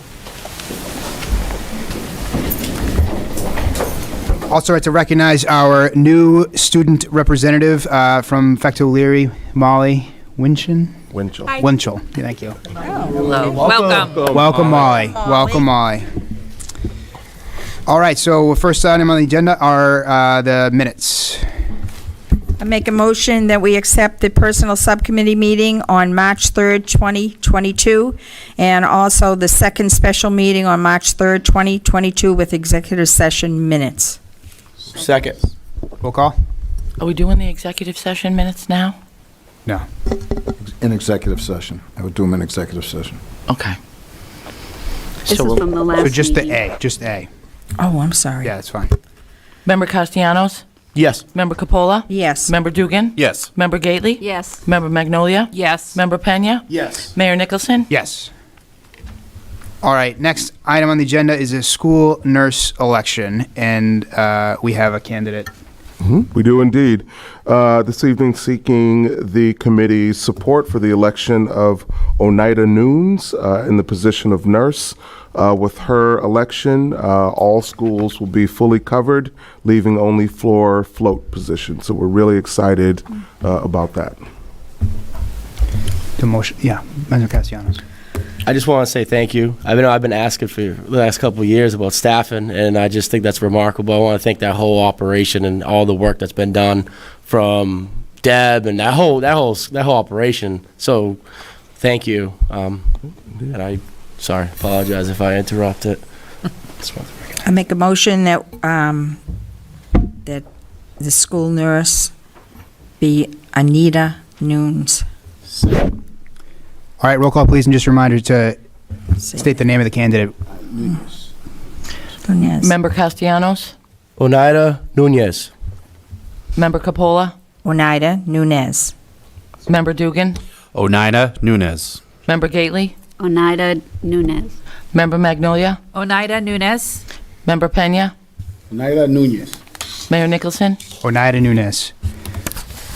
All right, so we have some great groups here to join us for the donations, and I would entertain a motion to take those agenda items out of order before the presentations, if the committee is so willing. So moved. So moved. Second? Second. Roll call, please. Member Castellanos? Yes. Member Capola? Yes. Member Dugan? Yes. Member Gately? Yes. Member Magnolia? Yes. Member Pena? Yes. Mayor Nicholson? Yes. All right, so we'll start with the request to accept a donation of $2,500 from the Autism Patch Program of the Lynn Police Department to the Coach Program. Yeah, again, seeking the committee's support to accept this wonderful donation sparked by an incredible initiative led by Lieutenant Wenzel and other officers to create the patch that I'm wearing, that you see them wearing, to bring awareness to autism. Autism Month is right before us. It starts in early April.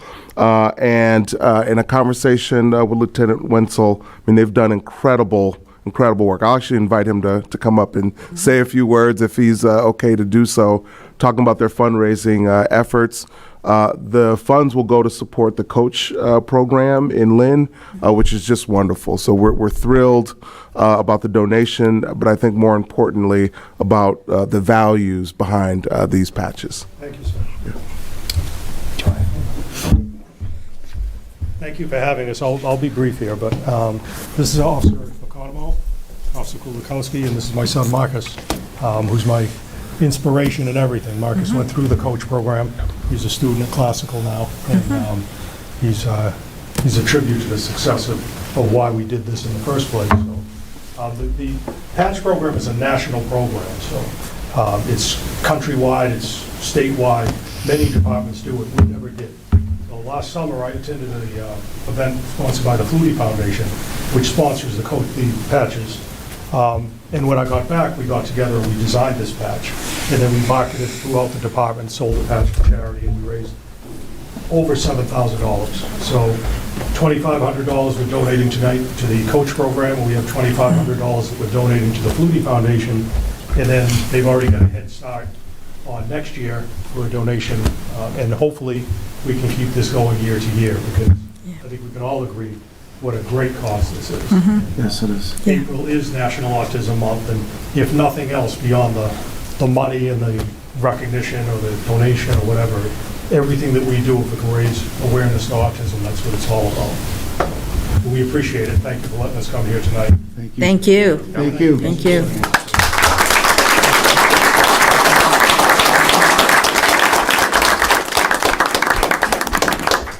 This is a check. Whoever I can present it to, I'm more than glad to do it. Go ahead, Mayor. and Do you Superintendent. you guys take a Go photo? ahead. Oh, man. Thank you, gentlemen. Thank you. Where's our photographer? We gotta have the, oh, yeah, Okay. The first person that showed up. Thank you.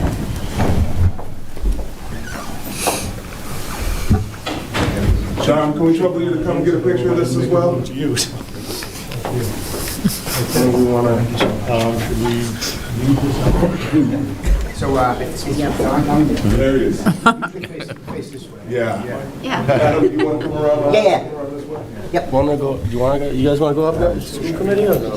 You all set? I don't need my face in any other things. I don't need a photo op.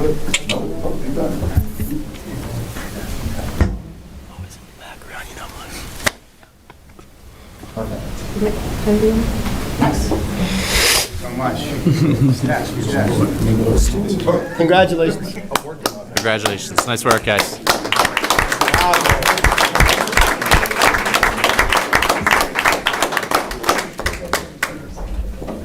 When I was working the room, I didn't make it over to say hi to you guys. Nice to see you. It's been a long time. A long time. Congrats. Good to see you. Nice job. Good to see you.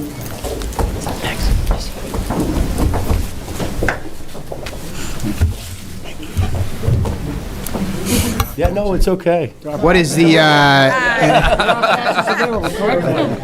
just want to, yeah, Yes. great. Thank you to Chief Reddy as well for being here and for all your support of the program. Thank you, Chief. Don't do that. On camera. What's the recommendation of the superintendent as to the? Recommendation is to accept. Great. The will of the committee? Yes. Motion? Motion to accept the donation of $2,500 from the Autism Patch Program of the Lynn Police Department to the Coach Program.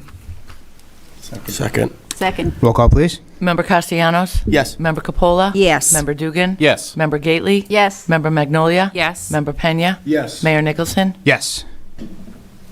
And then the other donation is the Camp Rotary proposal to fund 54 Lynn students to Camp Rotary for 1 week of summer camp. Lynn Kids to Camp. Welcome back, Dr. Cowdell.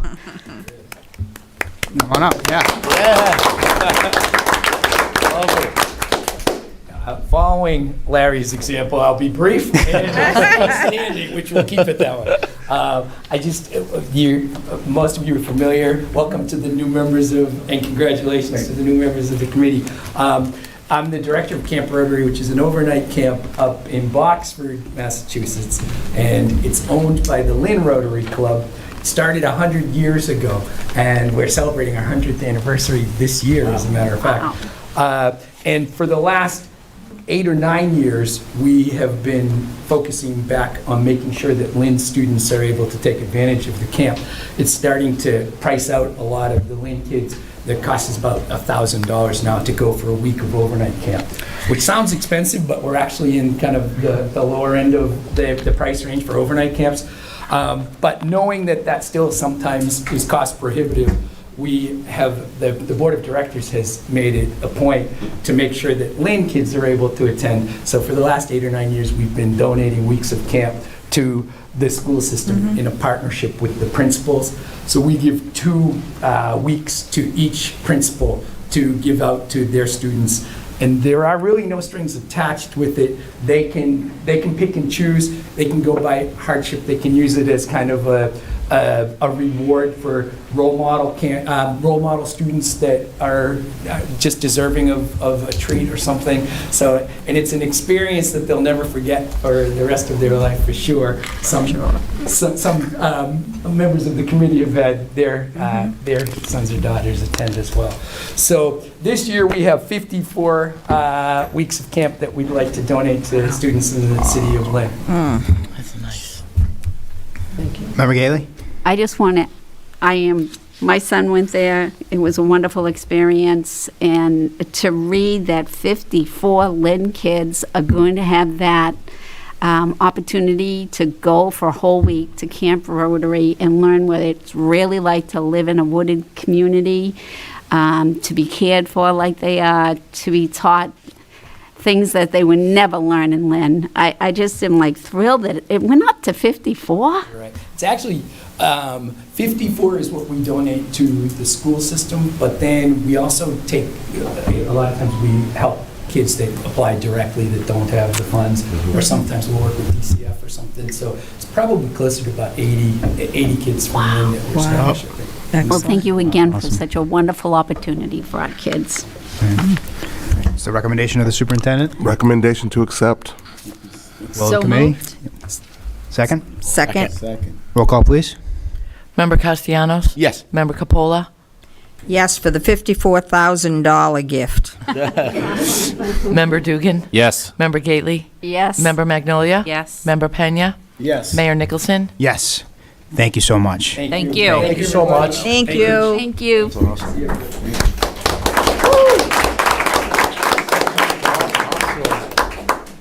That's so good.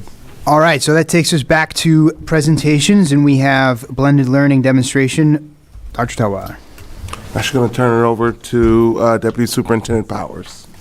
You need the mic, though. Thank you. Kareem Farah is the Chief Executive Officer and co-founder of the Modern Classrooms Project. As a math teacher in the Washington, D.C. schools, Kareem and his co-founder developed the Modern Classroom Model, a truly innovative approach to teaching and learning. LPS discovered Kareem in our search for ways to improve student engagement during the height of the pandemic. We are truly excited about our formal partnership that Kareem will now discuss in much more detail. Thank you, Kareem. Thank you. Let me make sure this clicker works. All right, we're good. Well, first of all, thank you, everyone, for having me here. It's an absolute honor, and honestly, I just spent an hour with some of the amazing teachers behind me that have been doing this incredible work at Lynn. So this is really about highlighting their work at a time when it's probably incredibly difficult to think about innovation and just how stressed the systems have been nationwide. To think that Lynn dove into innovation and to think differently about instruction to figure out how to solve some of the challenges was just inspiring. So thank you for the wonderful introduction. We founded the organization years ago, and we work nationwide with schools and districts. It was sort of extraordinary when we partnered with Lynn, and we were extremely excited about that partnership. And it was about a year ago when this all started, and didn't necessarily know what was going to happen, how many teachers were going to get involved in this, how innovative things were going to be. But it was just outstanding to see how excited the community was, and in particular the educators were, to start thinking a little bit differently about instruction and be innovative at a time when students needed it. So what I'm going to do today is I'm going to share just a little bit about the model, just so everyone's clear on what it is that we do as an organization. We're a nonprofit, and then really dig into what happened here in Lynn, and just share a little bit about what the educators did, what they said about the program, and then at the end we're going to close with a little bit of a video from some students in a Lynn classroom who's experienced the model. So just a little bit of background. I'm going to turn back just so I make sure I'm like aligned on my slide. So a little bit of background on the model itself. So I built this approach when I was a teacher in DC public schools. I was a teacher teaching students experiencing chronic absenteeism. I had multiple different grade levels in the classroom, lots of students experiencing trauma. And the reality is when I stood at the front of the room and tried to lecture at a group of kids, most of my students' needs weren't met. That was just the reality of the game. And I didn't know what to do about it, right? So I was teaching every single day and wondering, how do I find the time to actually support students in the ways that they deserve to be supported? And am I using my time particularly effectively at the front of the room? When I tried to think differently about instruction, I realized there weren't very many opportunities for me to do that. So I decided to think differently just within the four walls of my classroom. So I created this model in my classroom years ago to just start to think differently. And what you'll see in the diagram above is just what it was like to be a teacher who was trying to support a high diversity of learning levels. So when you stand at the front of the room as an educator, you oftentimes feel like a failure. You're doing everything you can to plan and support students. But the reality is, your on-grade level and present students are oftentimes feeling bored. Your absent students are saying, I have no idea how to catch up. I missed multiple days of class. I don't know what to do next. And your students who are below proficient might be saying, hey, I need more small group one-on-one time. I need help. And I didn't feel like I could do that. So realizing that there was an opportunity to kind of think differently about teaching and learning, that's what we did. So the way that our model works is it's a three-part model. Blended, self-paced, mastery-based, so that's why the title of this presentation is Blended Learning. And the whole design here is to just think about how a classroom can be reorganized to support students' needs more effectively and ultimately unleash teacher time to spend more time with kids one-on-one and in small groups. So the first phase of the model is the blended instruction component. So the idea here is we want teachers to spend less time lecturing and more time working intimately with kids one-on-one in small groups. So what all these educators behind me and over 100 did across the district is start to build instructional videos with their own voice and their own faces on the screen to say, hey, instead of spending time lecturing, how about I create videos that my kids can access anytime, anywhere, so I can actually spend all of class time working with kids. And that's what they started to do. And this really created a space where, as oftentimes many of our teachers say, it ensures that it really allows students to have the best of the educator. They get to spend all of class time building relationships and also remediating and revising work and kind of moving across a continuum of mastery. So that's kind of phase one of our model, is this idea of thinking differently about instruction, building instructional videos. And I want to say, by the way, this is an opt-in only model, which is something that was really an impressive decision by everyone in Lynn, was to say, look, teachers only do this if they want to do this, right? So the opportunity was available to educators. They could raise their hand and say, yes, I want to do this innovation, or not, which is an important thing to know, and I'll share a little bit more about how many educators dove into this work. Phase two of the model is, let me move ahead here. Phase two of the model is self-paced instruction. Now, this is a piece of the model that felt extremely important to me. I think everyone here knows that humans don't learn things at the exact same pace as their peers. That goes for babies, that goes for adults, that goes for me every single day when I'm trying to figure out how to cook a meal for my fiance. So it's obviously incredibly difficult, right, to think about this idea that we're going to make every kid learn every skill at the exact same pace as their peers all the time. So the second phase of this model is, if we've created videos for kids to access, well, now we can let kids be at different spots. Some kids can be working on lesson 2, some kids can be working on lesson 3, some kids can be working on lesson 4, and kids are actually working on content that's appropriately challenging for their needs. So that's kind of phase 2 of the model, is a self-paced structure. Now this is with guardrails. It's self-paced within each unit of study. So a couple weeks at a time, right? Kids are self-pacing, and these teachers are all classifying their lessons. What are those skills that are non-negotiable? What are the skills we want them to master? What are those must-dos? And then what are those aspire to do lessons? Those extension lessons that push thinking. So that's phase 2 of the model. Then the final phase of the model is mastery-based grading. This is a deeply important thing to me because it's honestly our responsibility to make sure that when students leave classrooms, they actually have understood the skills that we have laid out for them. And too often when we teach in sort of a traditional format, kids are listening to lessons. They might be partially internalizing information, but we're not actually holding them to mastery. We're not actually determining whether kids have truly understood the skills before they move on to the next. So in our model, every educator builds mastery checks, these bite-sized assessments at the end of each lesson, designed to really measure mastery. And then they build the systems for revision, reassessment, and reflection. So this idea that kids are constantly revising their work and moving towards mastery over time. So that's the model that we've created. Now, I want to talk just briefly about our research nationwide. So I think we can speak a little bit to why the instructional leaders in the district actually wanted to move forward with this model. So you'll see here on this slide I kind of just isolate the control study that we did with Johns Hopkins University of Education to really speak to why folks adopt this model at scale nationwide. And you'll see the two big data points that I highlighted here are, first, the capacity to help students catch up. We know the pandemic created challenges. We know that some kids struggled to stay on pace with academic content and fell behind. We also know some kids did just fine, right? So the reality is we really need to create learning environments where teachers feel like they can help students catch up. And that's that first data point you see here, where modern classroom educators just really feel that ability to do that. The second data point is the most important data point to me at the organization, which is this idea that we need to create the space for teachers to actually work one-on-one and in small groups with kids. When you realize that teaching is all about building relationships, you need to provide teachers the capacity to do that, to build those relationships and also support students. And that's kind of that far left data point. The last thing I want to share is I think we all know that this has been a challenging year for educators across the country. This has been a challenging year for leaders across the country. And we want to be able to give instructional approaches that empower educators to feel like they can be successful in the classroom, to feel like the job is actually sustainable, to feel energized about the profession. And this is something we're seeing at Lynn at Scale, which has been so inspiring to see. I've been into some of these classrooms, talked to the educators, and this is also what the data tells us, which is that educators in our classrooms just feel like they enjoy teaching more and they find the job more sustainable. So that's a key element as well. So I'm going to jump ahead to our collaboration with Lynn. So I was contacted by folks here at Lynn to say, hey, we want to dive into some of this innovative work. We're facing a challenging time, and it's time to think differently about instruction. So what happened was we've now enrolled over 100 educators in Lynn Public Schools into our virtual mentorship program, our training program. That's 100 educators during one of the most challenging time our education system has ever seen, saying, I want to be innovative. I want to take the leap into innovation. So just that number alone is just incredibly powerful and impressive. And I have told all the instructional leaders here and the educators, that number is much larger than a lot of districts presented to us, because the place was innovative. People wanted to think differently. So what I'm now going to talk through is just a little bit about what these educators shared about the program, what they're seeing in their classroom, some of the artifacts, and then we'll end with the video. So during this program, educators were enrolled in a virtual mentorship program. They were paired with other educators across the country, and they learned how to build this model out. They learned how to build instructional videos. They learned how to build self-pacing plans. They learned how to be mastery-based grading educators.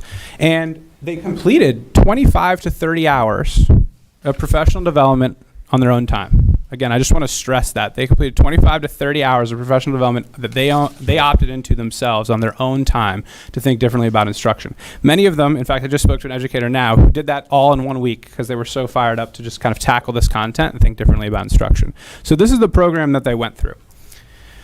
These are the results from Lynn educators. So we surveyed these educators to make sure both pre and post, like what happened in your learning experience. Well, first of all, 9 out of 10 overall rating, 93% of these educators recommended the program to others. And then you see these really big shifts in their practices, actually learning how to do things differently in the classroom, which was incredibly exciting to see.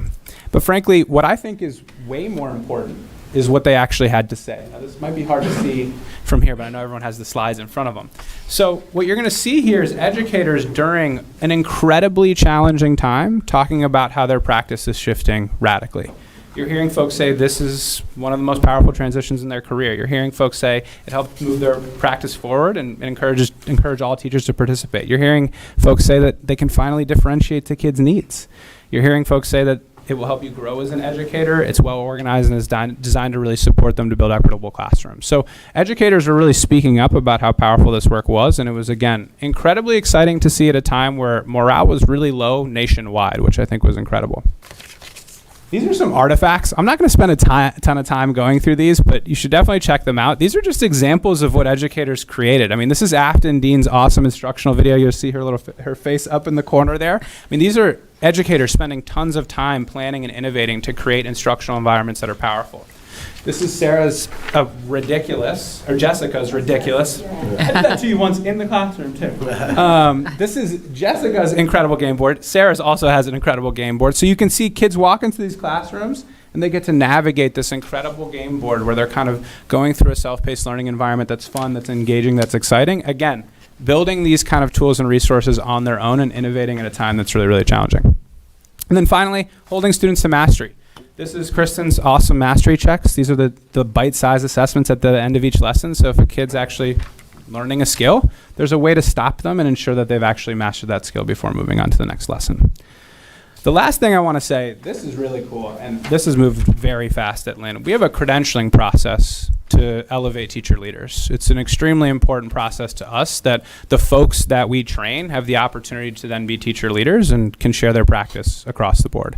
So we have 2 credentials. We have a Distinguished Modern Classroom Educator credential and then a Mentor credential. And very quickly, we have already developed 3 mentors and 7 distinguished modern classroom educators in just 1 year alone, which is an extremely fast acceleration of this process. I have highlighted 2, and I'm going to say your name correctly. Sarah is at the top there, and Jessica, both classrooms I walked into and was just like blown away. 2 of our mentors. We have another mentor already in the system and 7 distinguished modern classroom educators. Pretty amazing to see this level of innovation and this level of teacher leadership at this pace, which is extremely exciting. And I can share, as of today, there's another 100 educators who've elected to be a part of our summer training program. So the buzz and excitement has not stopped. It continues to grow. So that's the Modern Classrooms project. That's the update I wanted to share with everyone. And I just wanted to share how impressive it is to be able to work with Lynn. We do have a video to play, which did bring tears to my eyes, I have to say, just to see a group of kids actually share the impact. So I'm going to let that play.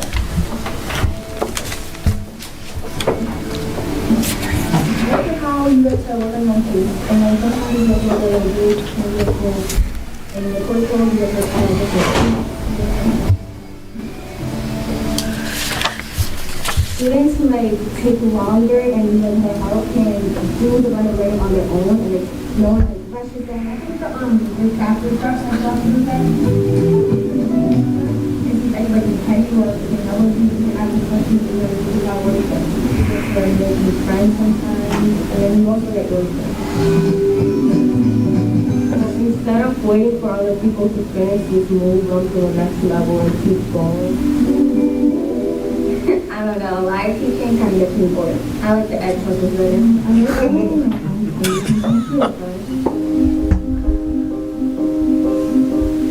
D's not a good grade, and like I just didn't want that grade. I didn't give up, and then I started a dance, and then I kept trying till I get a 3rd grade, and then I did.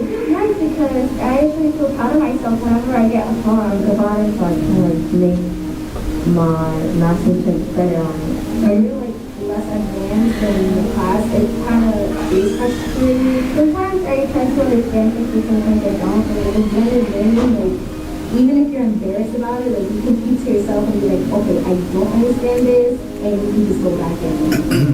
I go up to my friends, and they also help me because they're a higher level than I am. My parents, they're like crazy and stuff. Sometimes I can't concentrate, so I said, you know what, I won't give up. I'll concentrate until I get the better grade, or I would ask you to restart it, and then I would ask you to focus and work on it and do better. I asked you if I could like redo it, and you said I could do it at home, and I did it at home, and my grade better. I thought the kids that's actually understanding what the teacher's saying. Like, I had to do the work, of course. So I mean, you know what you felt after that? Good, so I can get my new phone. I wanted to like something tell in general. I really need help to go up to people and they can also help you.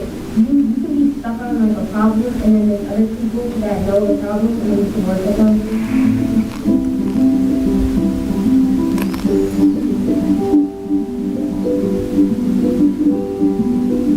And you have to go around people and asking them, okay, you are you on the same level as me?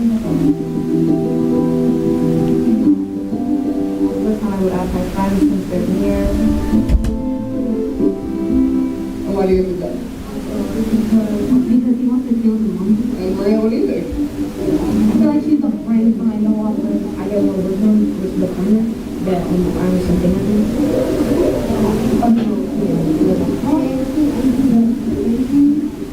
And what empty stands for?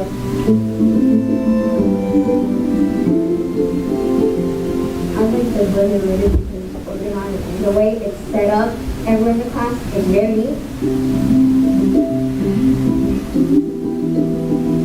Everything's so organized. Advanced pastiches are basically when you can take like a further step to your word.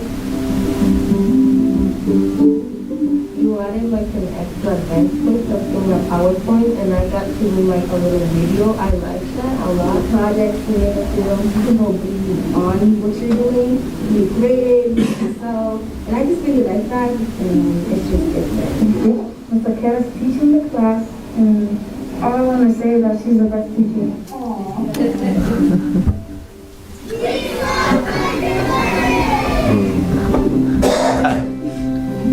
That was nice.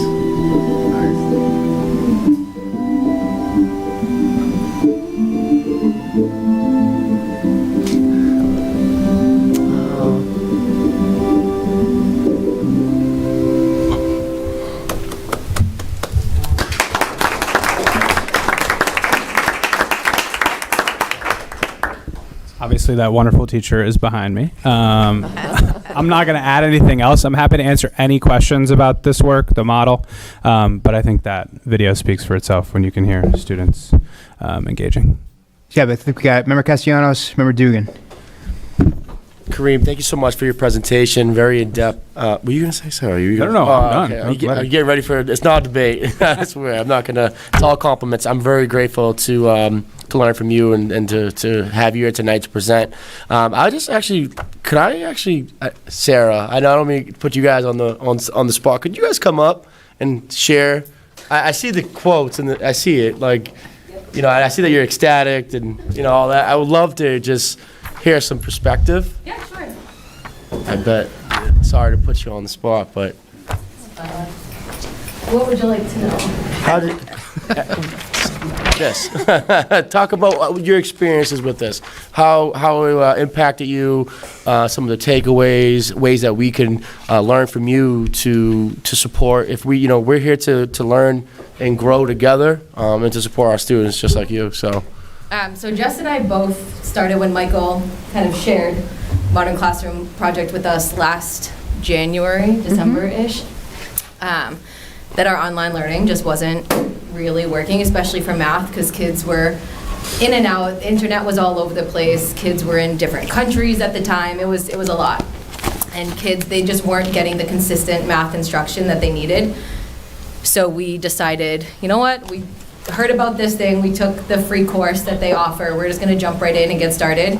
And we really haven't looked back since. We've just been continuing the whole time and progressing in our units. I think at least, they've been getting better and better as we go. Last summer, we both took the Summer Institute with the Modern Classroom project, so that's like the PD 30-ish hours that Kareem was talking about. And that definitely helped. They pair you with a mentor, so that way, I mean, the two of us were working together the whole time, being thought partners, but with someone that's been using this model to teach, it was definitely, we gained a lot of insight from that. I guess just as a teacher, after going through this whole pandemic with our class and feeling like, how can I meet the needs of my students when there's so many different needs in my classroom, right? Like, how can I do that?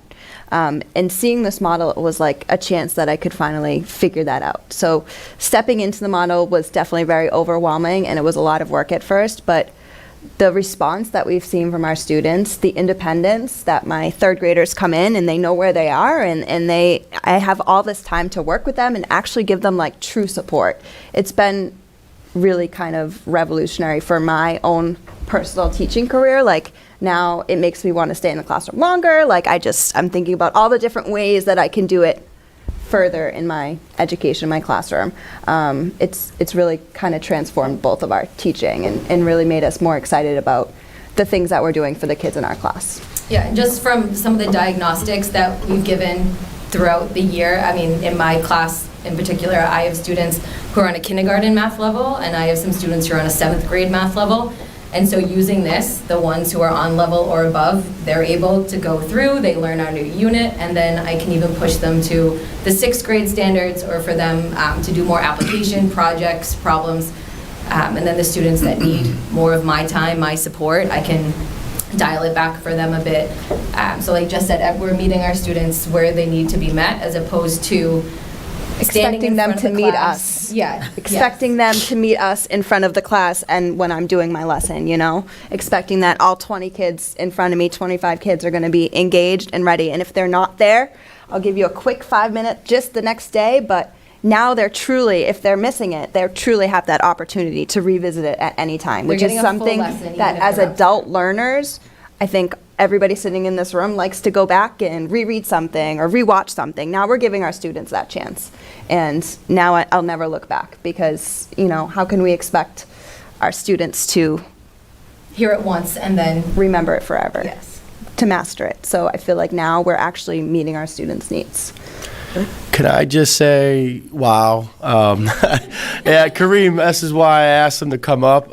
That's the perspective that I envisioned, the passion. The pandemic put a toll on us, you know, our staff, students, families. It's impacted us. And to sit here and to see,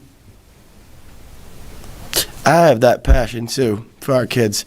And what you just stated is remarkable, and to see you inspired, stay inspired for our kids, and we're grateful to have you. They deserve it. Thank you. They deserve it. Thank you. Thank you. Thank you. Can I ask a question? I have to ask you a question. I had now. Sorry. So, Member Because- Gately, you had, yeah, so I had Member Dugan and then Member Pena. Oh, sorry. Yeah, no, That's it's okay. all right. Yeah, yeah, yeah. You're right. Thank you. Well, so thank you. I mean, the passion that you, I mean, it's all over you right now, so appreciate it.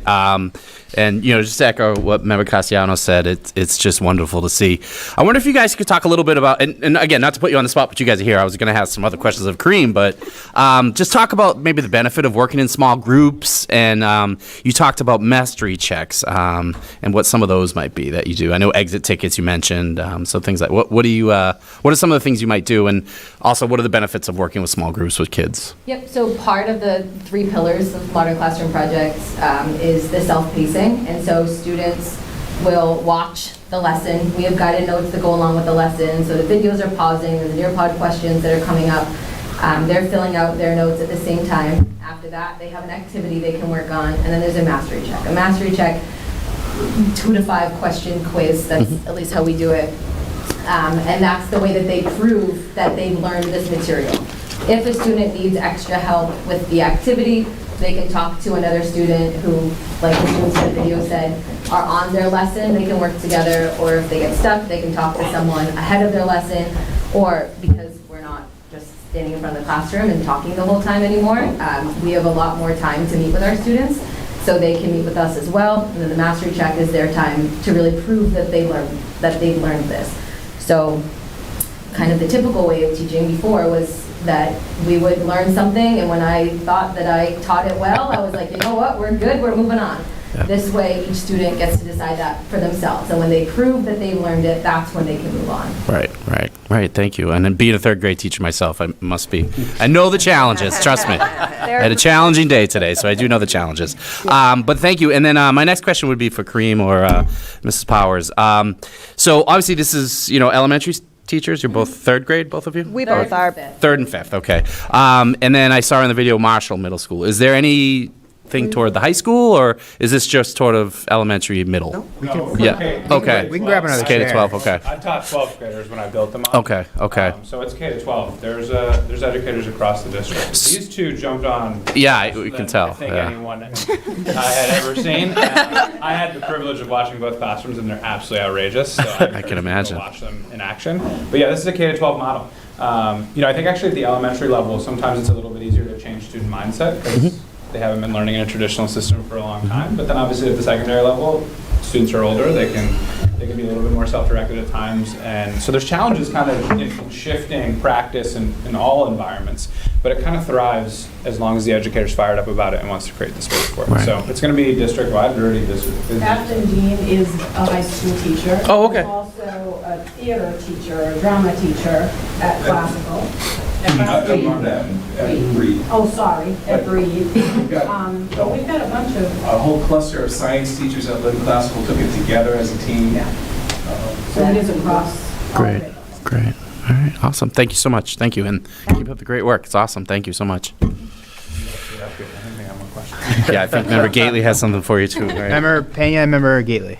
Well, I want to say thank you for the presentation, and as a parent of children in the school system, I understand how hard it was, especially during the pandemic, and remote learning kind of brought some different challenges to us, and especially to parents, and I can imagine how hard it was for parents of a different language. So I had a question. You had 100 teachers enrolled, right, participate? Yeah. And do you know if there were any bilingual or ESL teachers involved in the process? Because In fact, it would be, it'd be fundamental, especially, communication. I mean, I can tell you, for me, the reason I built the model was when I was teaching Algebra 2, I had a student with a language barrier, and I had no plan. I had no capacity to provide that student with enough time.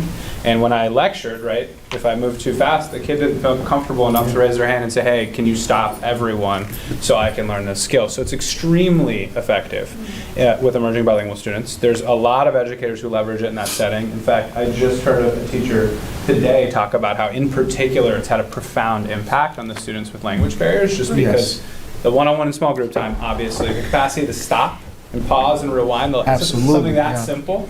And then I'd add, the third piece is a lot of times, right, the way you support students with special needs or emerging bilingual students is you have support staff come in, obviously, and it's much easier to create a learning environment with support staff when there's not a teacher at the front of the room lecturing, right? Because if you've been sometimes in a co-teaching environment, sometimes it can be a little hard to think about, like, what does the co-teacher do? What do I do? What am I doing when they're lecturing? When I was in both of your classes, I think. We have the same inclusion teacher. You had the same inclusion teacher. So I'm walking in there. You wouldn't know the difference between the lead teacher and the inclusion teacher. Yes. Right? Because they're both working in small groups the whole time supporting students. So it works really well there, and we have mentors in that space. And I am going to plug our podcast because we have an awesome podcast for emerging bilingual educators. So that was kind of, second part of the question with the parents and support staff. Thank you. Absolutely. Thank you. Appreciate your work. Thank you so much. Member Gately. I really love this, but I just had to ask this question of teachers. A lot of teachers that I talk to, or they call me, it's very difficult to get the videos going. They feel overwhelmed. And so that's why I would make a recommendation that we have 1 or 2 mentors in a building to be actually there to support our teachers. But I'd like to know about your grading. Like, I did something similar when I taught at St. Mary's. I was teaching Introduction to Engineering Design, and when we got to the CAD drawings, everybody was all over the place. So I would just use a YouTube video of what I was doing, and it was like a 2-week program, and they had to check in, and then I could run around and help them. So I understand that, and I would always give them hundreds because it was like they mastered it. And they all loved me because I'm giving out hundreds, and they thought I was awesome. But it was basically giving you a venue so that you can go back and check it, and then you can build the part that you need to build. You can make the cut. If you're doing something wrong, I'm there to help you. So I just want to know about your grading, because I thought I was too soft, but they were all like doing so well. I just was like, okay, I'll just give it to them. I don't know what else to do. So I will say it is a lot of work, and so I do agree with the teachers. We need a lot of support, and that's what I think all of the teachers around the district who have piloted it are welcoming teachers to email, call, come into our classrooms, because we learn best from each other. So we really need to rely on each other to make this transition, which is what Sarah and I did, and with people from the Modern Classrooms Project. The grading, I check the mastery checks as like pass or not pass. Okay. And then they also earn grades on their end of unit assessments that go along with the units. So I can look at my data and see, okay, so I have like a little tracker and I have codes. So if a student had to revise, I have a code for revise. So I can look back, and then when they take the end of unit assessment, see how they did, and I can look back in the unit and say, okay, well, this student did have to revise this lesson, this lesson, this lesson, and this lesson. So I see why maybe they got a lower grade. So what can I do now to support that student, to give that student opportunities to get their grade up? Because again, this is a revision process. This is something that we want them to be able to work on, work towards mastery, because it's not just going to come for everyone. So it's a work in progress, right? So the assessment, the end of unit assessment really goes along with that. And then like little built-in assessments that I would do throughout the year. But this is just how I would run my daily lessons that I used to teach in front of the class. And, I wouldn't necessarily grade the exit tickets either. You would take them, you use them for formative assessment, which is kind of how I use the mastery checks. If I see that a few students are making the same mistake, I make a note and I say, all right, come on, we're going to sit together, we're going to work on this, and then I give them a new version of the mastery check so that they then can prove that they actually did master it. And if not, then we go back and we revise some more. And I think it's one of those things too that it depends on the classroom, it depends on the content, it depends on the grade, depends on the teacher. But once you're in the modern classroom community, you can post something on their Facebook, or you can reach out to some of the mentors, and you're going to get There's a lot of different support answers that could work within the model. There's a lot of support. And I would say to teachers across the city, there are, and we learned this from Tony Rose gave me this quote. She's like, there's a few wrong ways to do the model, but there are so many different right ways. So dip your toe in, try it.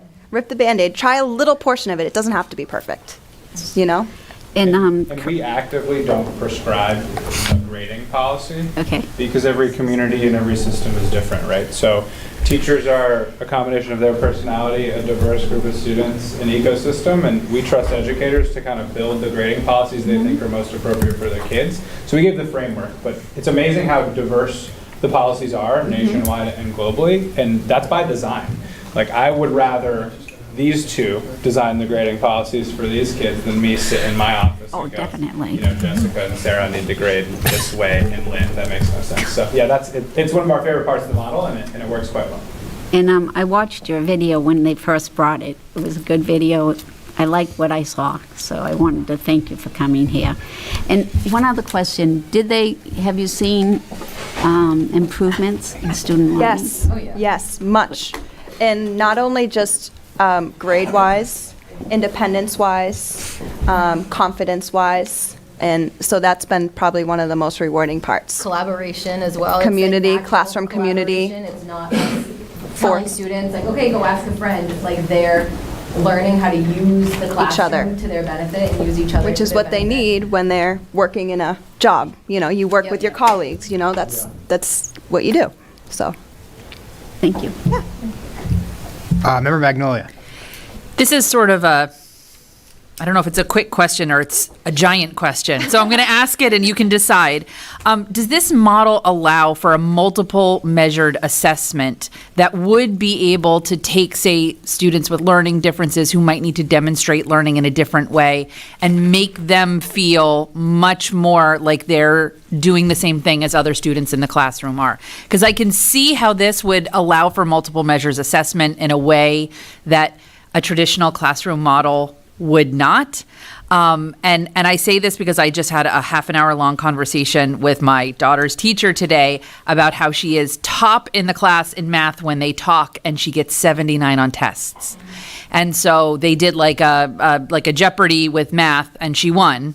And she gets 79 on tests. So clearly that method of testing, right, is just not getting at what she actually knows.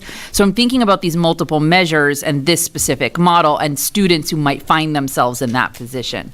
So if you've found that, could you talk a little bit about it, please? Yeah, you were just talking about upstairs. I can share as well. Yeah, no, well, I was saying, we were talking about upstairs, we were talking about reteaching and what happens when a student doesn't get a video, and do you just have them rewatch that same video? And I'll say, first of all, like, think about when you watch your favorite movie. You learn a lot more the second time than you did the first time, right? So go rewatch it, my short video. Some kids, that's not enough for them, right? So some kids need maybe another video that can supplement my video with another teacher that's demonstrating it in a different way. Some kids might want to use manipulatives. So for a kid who really gets it, they may be able to watch my video and see it and be like, okay, great, done. But another kid really might need me to sit there and actually do what I'm doing on the video with him and help him as he's doing that. And so I think that's where we use kind of our discretion to say, what are the ways I want this child to be able to demonstrate mastery to me, right? So if this mastery check maybe this isn't the best way for this student to demonstrate their mastery, how else can I do it? So I might ask them those questions, and if they can explain to me orally how they would get there, I'll say, okay, great, you know, they can explain it. Many different ways. Draw a picture of it, lots of different ways that they can, you know, also when I have my teacher checklist, right? And I see, okay, so like someone like your daughter, she got them all right, but she did really poorly on the test. So then I would sit with her and say, what happened? You know, like, let's look at the assessment. You did this in this lesson. You were great. Like, where was the disconnect? And try and sit with her and revise and work together and reassess. Yeah. And we just try to focus on the learning as well, because obviously our assessments are standardized, even just across the district. They're the standardized paper tests that the students are taking, or online now. And so same thing with Jess. I have my teacher checklist, and I always tell the students, like, we're focusing on the learning, and like, look at this. You mastered every single lesson in this unit. You got a 79, but you learned that material. So when you go to, I have 5th grade, so I always threaten not threaten middle school, but middle school a little bit. When you go to middle school, your teacher's gonna be so impressed, because you know how to do this already. So even if you didn't get the best grade on the test, like, you still learned how to do it. Those problems are just tricky for you. So it definitely, and because in the class, there's a lot more going on. We're not all sitting there doing the same worksheet as I'm up at the board going over the problem. There's a lot more happening. Our inclusion teacher has, because we share an inclusion teacher, she has a table that she sits at one spot that the students can go to her, they can come to me. And all students, you know, she might be like, I'm working on lesson 3. If anybody needs help with lesson 3, come on over, you know, so everybody's So it's benefiting. a much more inclusion model, as opposed to her just pulling students on IEPs to the back of the room. That's not necessarily inclusion. Right. So this is, And they may not need that support all the time, right? So let them fly if they can.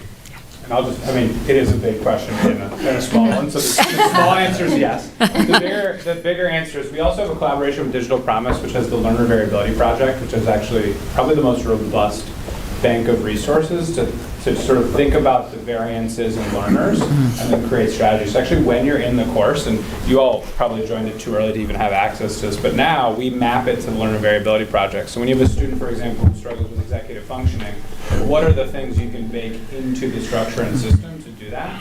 And then today, kind of the perennial foundation for this is the Oak Foundation that focuses on learning differences. We plan to make a batch of extension courses that's really designed to even push that further. Because you can say it, right? I can say every teacher can think differently about assessment, and you can provide an auditory avenue, a written avenue, but then providing the frameworks and structures to actually do it at scale is a whole other ballgame. So it is totally a part of our model, and educators make it happen all the time. Taking it to the next level requires potentially some shifts in assessments, but also even more guidance and structure on how to pull it off. But it's core to what we do, and I think it's critical. And it's universal design. Exactly. Yeah, thank you. Member Kabul. Okay. You guys have like this perfect partnership together.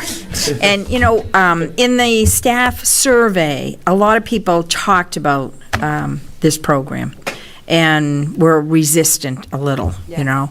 But I think if it's suggested that they find a partner and work the way you two work together, I think, you know, it could work for a lot more teachers along the way. Yeah, absolutely. Yeah. But Go on about that. We need someone. one of the other things in the staff survey is the paras. Are the paras included on the training on this? No, I know they don't, but you know, paras. No, paras do. They're not. For the most part, do not take the blended learning PD. Okay, only because, you know, they mention how they're not included in a lot of the trainings and the staff development, and we're using them to fill in for teachers. You know, they're stepping up and, you know, substituting and taking over classrooms. So I think, you know, it's something we should think about opening up to our paras. You know, because you could be out and some para could come in and cover your classroom and not have a clue. So actually, the beauty of this, I know, that's the best is part. that someone can come in and cover my classroom, and because the unit's done, it's all there. The learning yes, never someone stops. should have some knowledge Yeah, of it. yeah. But the videos are all there. All of my activities are in their bin. The students know where to go. All of that stuff is there. Not saying that they shouldn't have training, but that is the beauty of it, that a substitute can just walk right in and it's all done. Yeah, in the survey, they've asked for these things, so, you know, we should listen to them, you know. Thank you. And Great just to add, job. On the resistance piece, like, it's part of why it's opt-in by design. And I think Yes. a lot of teachers, rightfully so, are going to be resistant to It has things to be. being forced on them. And what I would just say is I think a big goal in any district we're in, is to elevate these folks' voices. Because me saying, hey, more teachers should do this, or anyone here saying more teachers should do this, is nowhere near as powerful as what we're hearing here from teachers, right? So part of year 2 and year 3 in partnership with us is actually about getting these voices to be as loud as possible about the impacts in the classroom, because they'll be able to convince their colleagues, their teaching teams, right, that this is a powerful way to think differently about instruction, as opposed to me saying, I swear it's good. I'm a little biased. Well, thank you so much for the presentation. Thank you to the teachers that joined us this evening to share your experience and for your leadership on this. And thank you to all the teachers who've put in all the hard work to figure this out. I am blown away by your ambition to deliver learning to your students and to be on the cutting edge of figuring out how to do that effectively. So thank you so much for all your work on that. And thank you to the Modern Classroom Project for your support. What a great project. Thank you. Thank you. you. Thank you very much.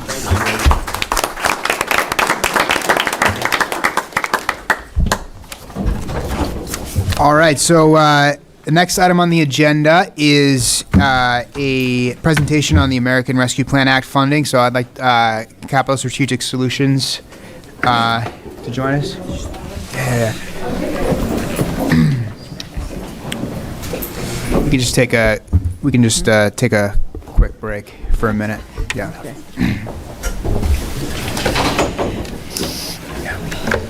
That's how I know this.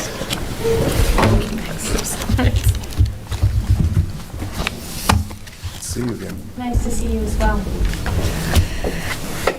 Do you remember me? I do remember you. Schools, schools, and schools.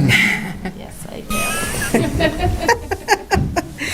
And I had a nice conversation with your husband. He's in the parking lot. Oh, my gosh. Like your husband was at the last meeting. Exactly. My son had basketball down the street, so Oh, okay, so 2 for 1 here. convenience then.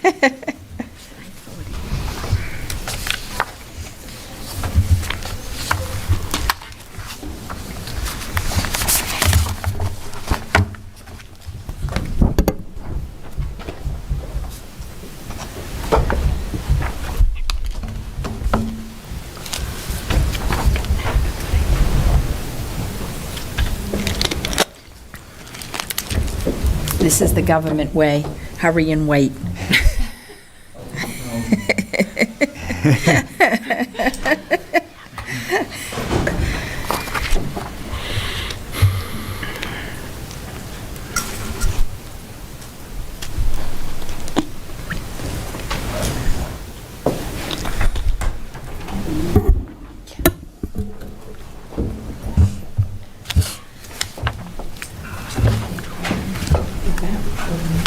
Okay, now we can try to organize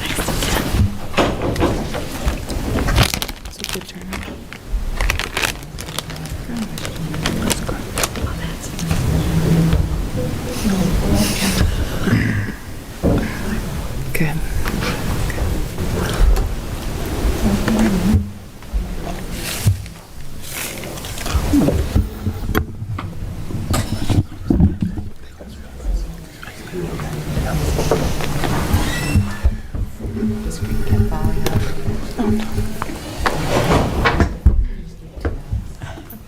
Some high energy, huh?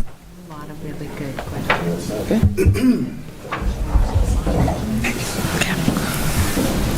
Amazing teachers.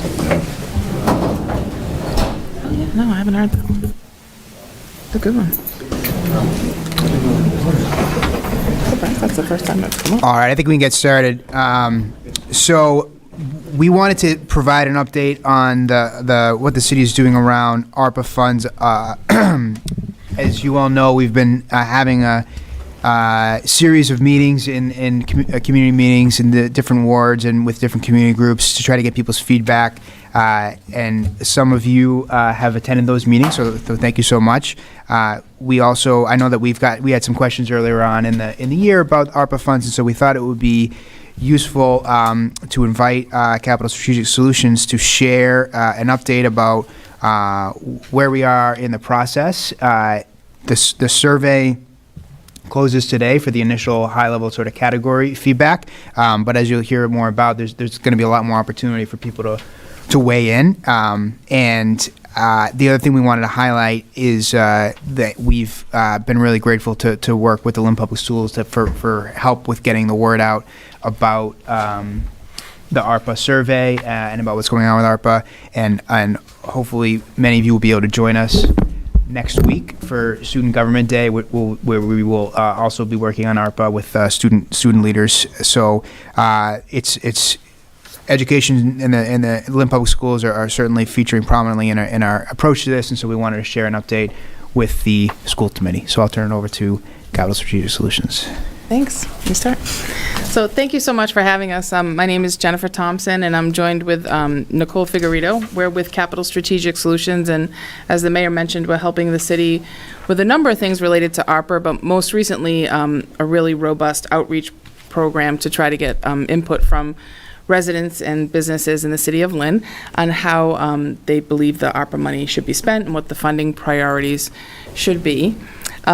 We do have a quick presentation. I will go over just a little bit what ARPA is, and I think most of you have already heard that and know that already, but just for folks in the audience or at home, we'll just go through it pretty quickly.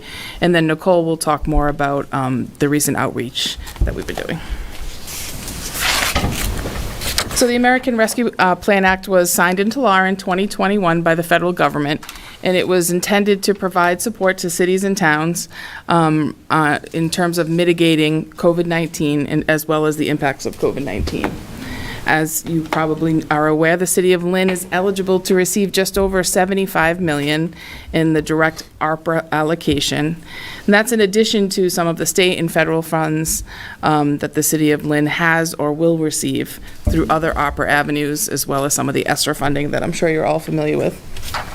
So the city, right out of the gate, allocated $17 million from your ARPA allocation for HVAC improvements to your public schools and some of your municipal buildings. I think the city recognized early on that this was a dire need to mitigate the spread of COVID-19 and work on those HVAC programs. So that was the very first thing that the city did in terms of the ARPA funds.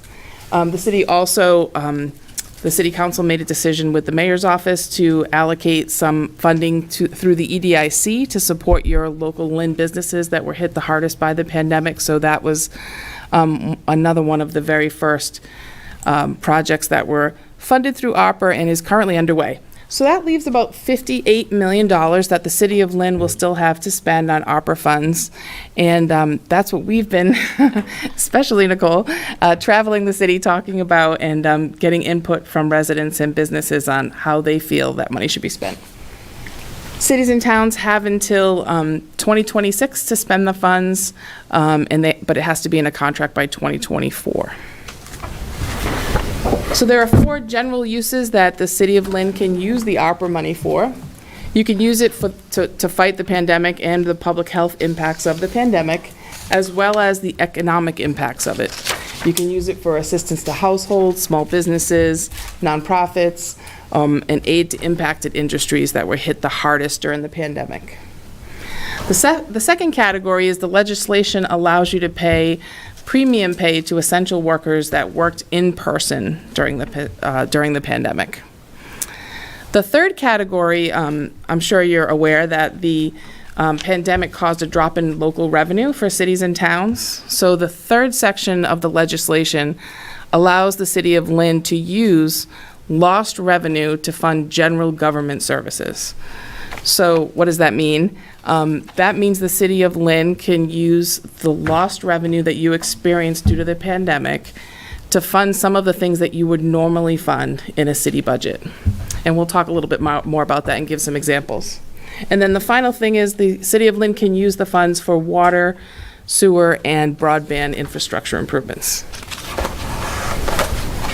So that's a lot of things that you can spend it on, and the legislation is very specific on what cities and towns cannot spend the funding on. And there are 5 things that are spelled out in the legislation. So cities and towns cannot use it to put money into pension funds.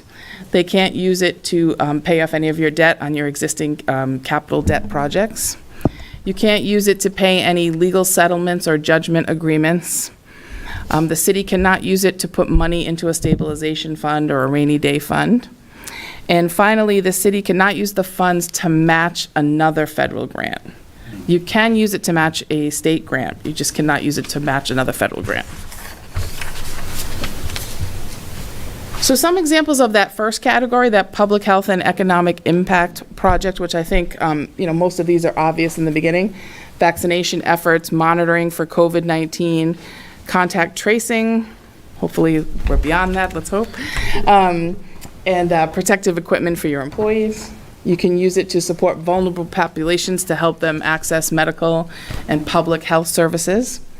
You can use it, again, to, just like the CARES Act funding and some of your ESSER funding, you can use it in your public buildings to mitigate the impacts of COVID-19. City can use it for payroll and benefits for public safety and public health staff as long as they are responding to the pandemic. Again, improvements to public health and assistance to populations that have demonstrated a hardship due to the pandemic. So I talked a little bit about that drop in revenue that cities and towns experienced and things that you can fund through general government and general government services, things you would normally fund from a city budget.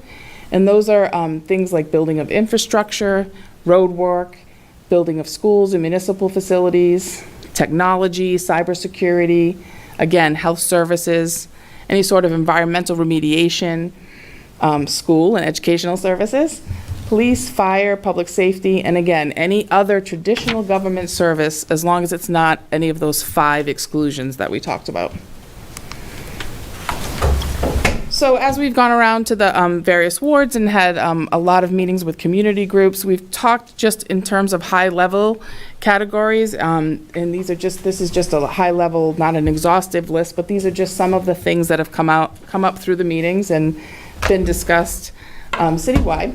Again, public health support and some of the public health measures that you've already taken through the HVAC improvements, mental health and substance abuse, those small business grants that you are awarding through your EDIC, mitigation for businesses in terms of their infrastructure, mortgage, rental, utility relief for the folks that, for residents in the city of Lynn, digital equity for all. I'm sure,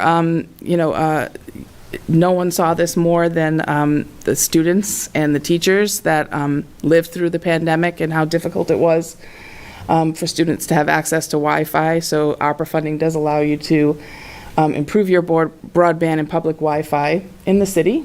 Again, water, sewer, road work, sidewalks, parks and recreation is something we've heard a lot about over the last few weeks. Upgrading and improving your existing parks, pocket parks, improving your green space. And last but not least, school construction. So anything that would complement those HVAC replacements and updates to your school buildings. Again, there are some limitations under that general government category because it does have to match up with the revenue loss. And I'm just going to turn it over to Nicole so she can talk a little bit about what she's been doing the last few weeks. So I have been traveling around New York City and fallen in love with Lynn. Honestly, there's such a great vibe going through your community right now. I mean, you can feel the energy. It's like something's brewing. We've been talking a lot about how to stay connected through the ARPA process. So we've developed lynnarpa.com where you can sign up and get email notifications. We recommend that you follow Mayor Nicholson on social media, on his Facebook, Instagram, or Twitter account, and also follow the City of Lynn on social media as well.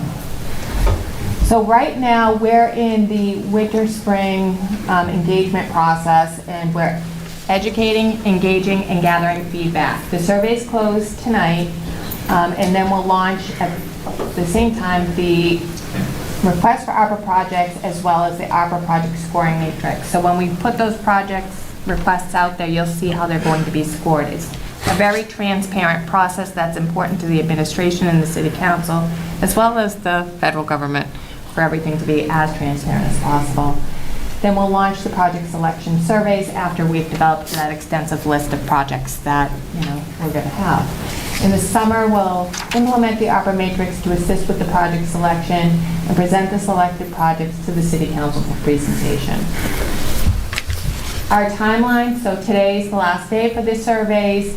In early April, we'll present those survey results to the City Council and let them know of our findings from the conversations we've been having throughout your communities, as well as the survey data.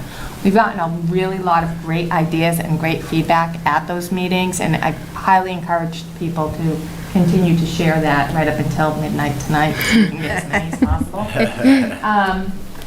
So we'll launch the project request in mid-April, then we'll launch the project selection surveys in May. We'll present the projects to the City Council in July of 2022. And then lastly, it's the project implementation in the late summer, early fall, pending procurement. So again, I'm plugging the survey. It's in multiple languages. I think people are sick of hearing me say this, but you know, these are important dollars. These are important decisions for your community. This is the start of, you know, all of that blossoming change that's going on, and the buzz is really positive out there about ARPA, about the administration. I mean, I've never seen a power behind a community like I've seen here. We're doing it in 18 other communities, so it's very strong, and the outreach has been fantastic. So we'll be posting additional information on that ARPA website, including the projects that are up for selection. It's a very transparent process. And that's all I really have right now. I'm just going to add one quick thing. So, you know, I think I just want to echo what the mayor said. It's difficult sometimes to get folks to fill out surveys. Everyone's busy. It's also difficult to get people to come to meetings at night, especially when you're working 2 or 3 jobs and you have kids. So, you know, we just want to thank the superintendent and the administration for helping to get the surveys out to the families. That was really helpful. So, thanks. Member Castellanos, Member Pena. Thank you again. I saw you last night for Ward 5 and 6 presentation. I want to say it's always, so I always take away more every time I see this presentation, I swear. Actually, yesterday I went back and after I posted on social media, I had some constituents reach out because I had shared, you know, some of my experiences, like some like what like the priorities, right? And it was actually I had a constituent voice a interesting point about inclusionary park spaces within schoolyards, and it went into a lot of research that they've done with their own children, and that's something that we didn't talk about yesterday. There was a lot of people there. I didn't want to take the air, but I think that's one. Yeah. Actually, when we look at parks and recreation, I think that's something that is very important. I know we've had, I believe it was Harrington, we had an inclusionary park. We had, I remember the artwork, everything that got put into it, and I would like to see, you know, that's something that I wanted to make public, and I told my constituent I would bring that up tonight. So, as I said, encourage your constituents to ask these questions, and you're here to speak up on their behalf. And today is my birthday. Oh, happy birthday. And for my birthday, I'm asking people out there, could you please take the survey? Not until midnight to take the survey. Quick plug. Wonderful work being done by the mayor's office and everyone involved, from the council to the city of Lynn, to you guys getting out there. You're in the community. You're discussing with, I think, over 500 community groups. What was the number you put? So we've emailed and contacted over 500 community groups, but we've been, for the last 2 weeks, we've just been traveling around, and we've been walking your wards and talking to people and having extensive conversations. And I can't say enough of how warm and welcoming every ward has been to the conversations, and the business owners walking in there, and they're just so happy that somebody's, you know, we're talking to them, and it's just a wonderful thing to have an administration that is doing this outreach. You know, we've been in a lot of communities, and we can tell when they're doing it because it's a process. Your administration, all of you included, are doing this because you want to see your community members add their feedback in, because these projects and processes won't be successful unless you have buy-in. And you just have an amazing administration, city council, and all of you on the school committee. I'm blown away by Lynn. Like, I'm never leaving. You're stuck with me. I really am. I had one more, just a follow-up about sustainability. I know I mentioned this last night at our community meeting about ARPA. With every project, I know as Mayor Nicholson mentioned last night, not everyone, not all these projects will get to that full, final stage, but it's important to also recognize sustainability and that these funds are here. These are very important, initiatives and priorities and projects, but just to be mindful of sustainability, because we want to be able to have projects follow through and last. And, it's important to think about that in high level thinking. And that's why we do the outreach. And it's good to get that as we gather everyone's input. I appreciate the inclusive language access, the way you guys are rolling it out. It's really robust, and it's definitely something that I appreciate. And I did mention just last night about adult vocational opportunities, and I think that's something for me when you look at the career paths, and I think seeking alternative pathways, because not everyone's going to college, and we have Lynn Tech there right here at home, and I think it's important to tap into those opportunities and maybe enhance those opportunities for vocational learners, and to make a priority around how we tap into the students who don't go to Lynn Tech. We got Fecto Larry, Lynn English, Lynn Classical. You got students who might not know what they want to do right out of high school and might want to enter into a trade, and I think those opportunities could be born out of Lynn Tech, and I think we could really expand on that. But that's just this is a wish list. We're trying to figure this out. So but I want to publicly state that and just share it with the public. It's my job. Thank you. Thank you. Yep, everybody. Thank you for the presentation, and I can say I engage with a lot of the Latino community, and they're all engaged. Everyone's feeling good about this, and a lot of them are filling out the survey. Great. And a lot of the businesses are getting involved, and I really appreciate that. And I appreciate that. Me being a Latino and someone from Lynn, my whole life, I really appreciate that. I want to echo what Brian was talking about. Adult, educational and vocational training. That's something that I like to see. We could probably tap into that and try to expand to that. And also, we had a couple of debates at the high schools, and I went to the Lynn English Auditorium, and maybe, updating auditoriums, I sat in those, in the auditorium back in the days, and it was tight then, and it was tight now. That's something that we can look into, maybe, so we can get more participation for it, with the community, and engaging in auditoriums with our kids and our community. Great idea. Amazing suggestions. Yeah. Does anyone else have some? I'm greedy. I like whatever I can get, especially when it's on a public record, I'm going to repeat what I said when I went to Ward 4. No, people were asking about community centers, and I brought up that after a certain time, most of our schools are empty. And if they have a gym, or a cafeteria, there's no reason why we can't use those as community centers. And we had one at the Ford School, and the night that I was there, a lady got up and she talked about how she had come new to America and didn't speak any English, and that it was the Ford School.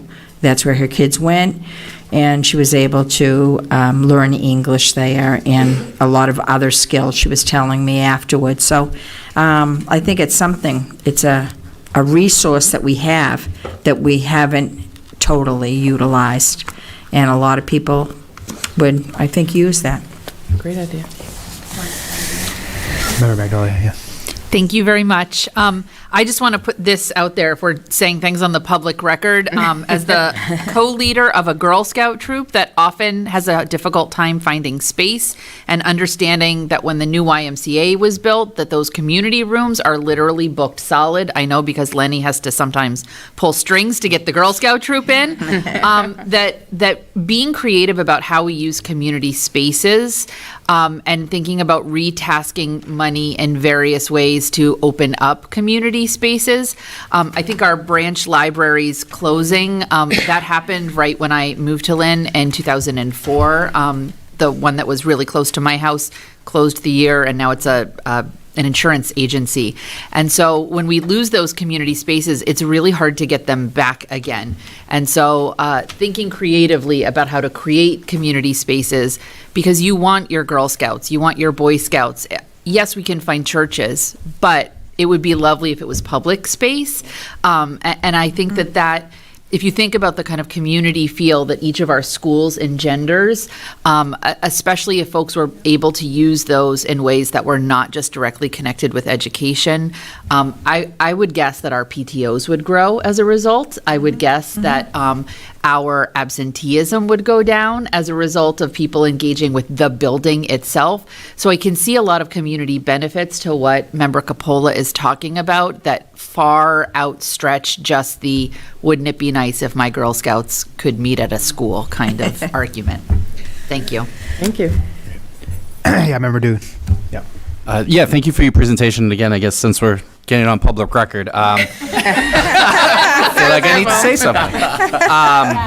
No, I think there's a lot to be said for pride in our schools. And when you talk to your students and you talk to the teachers, and I was at the Ward 1 and 2 meeting, I promise. Litter is a problem. I promise I won't. But, building that pride in our schools and investing in the kids, and I think a big part of it is the athletic fields. I know we have Manning Field and we have Fraser, but the kids, they need that sense of community in the park. So I think just updating the parks and finding ways that we can, maintain those updates, whether it be, I know there's been talk of turf fields and things of that nature, but whatever it might be, I think those things are very, very important, and just investing in our kids so that they understand that we're doing this so that you then can, when it's your turn, you guys do the same thing. So, again, just so we're on public record, I think the parks and just updating those are really, really important. Thank you. And Member Gailey. Well, it's funny because Mr. Dugan and I, after our meeting for Ward 1 and 2, this woman came up to us and was talking to us about the community school, the Ford School, where she learned to learn how to speak English. And I can't agree more with Tiffany, Dr. Magnolia, and the other committee members about community space, whether we use them in our schools, because they are available. I also talked to City Councilor Hogan about turf fields, and I think about Keeney maybe getting it done over in classical. And at our meeting, the number one thing was about the trash. It really was. And coincidentally, one of the students that was in attendance, he's in the 8th grade, and he was doing his civics project on trash. Yeah. So I appreciate you coming around and the ARPA funds, and I can't wait to see what unfolds because of them. Thank you. Thank you. Now I'm on the record. Anyone else? I had another one. Yeah. I forgot to mention about mental health and substance abuse. Yes, it's a big thing. There was someone had donated a building on Spring Street, and they called it the No Matter What Club, and they had meetings there 24 hours a day. And unfortunately, they sold the building. But it'd be nice to have something like that to deal with trauma and substance abuse that the city can own, that can invite people at all the time, because we do have a big problem in our city, and it's somewhere, it's big all around. Oh, yeah. I think that's, especially, coming up from COVID, mental health is big, and substance abuse is something that we really need to focus in with our students in our community. It's another great suggestion. I think the pandemic exposed people who were on the borderline, whether it was a substance or a mental health issue. So I think a lot of the suggestions that you're all making here tonight are great suggestions, and we look forward to seeing your project submissions as well. So we're not done yet. So that's why I said you're going to see me a lot. Thank you. Member Castellanos. I just want to give an opportunity for our student from Facto Larry, maybe. Yes. Do you have any insight, perspective about how you would like, see, we said $58 million. That's what's on the table. That's a lot of money, so what do you think? What's your big wish? I think the money would go well. Yeah, there's no right or wrong. Hey, it's Yeah. You had a wish list, what would you do? For your community, what would you do?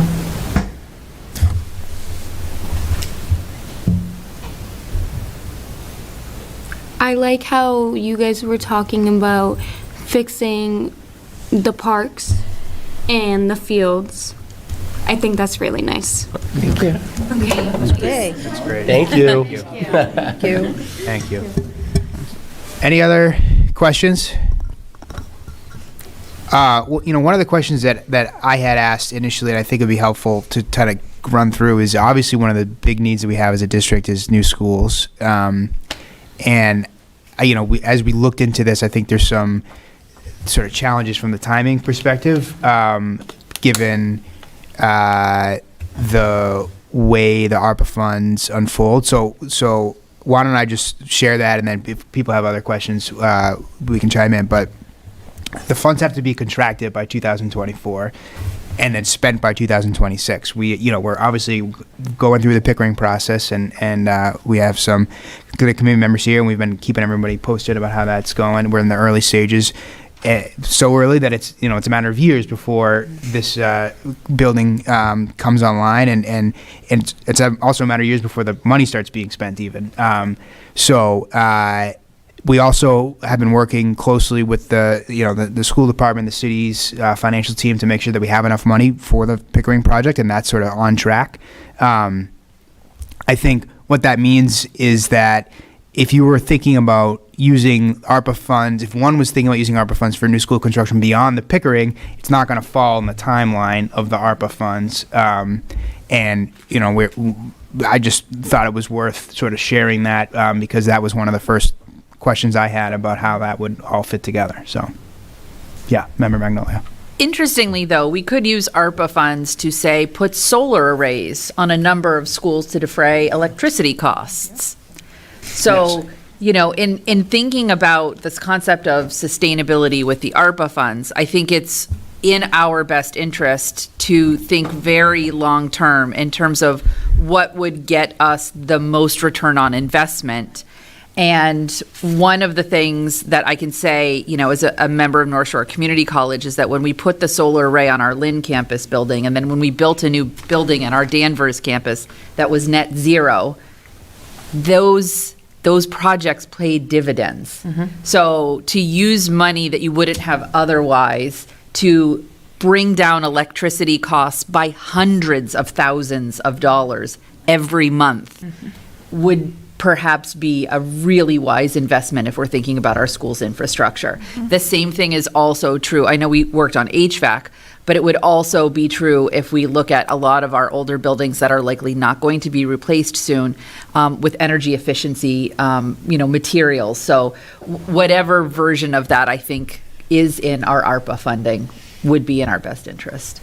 Yeah, it's a great point, and certainly those projects would be eligible, and I think the next step here is for us to start collecting suggestions for specific projects, and those could be one of them. And at the same time, we're going to be releasing the rubric by which the decisions are going to be made. And obviously, it has to comply with these rules that we're talking about. It has to meet the timeline.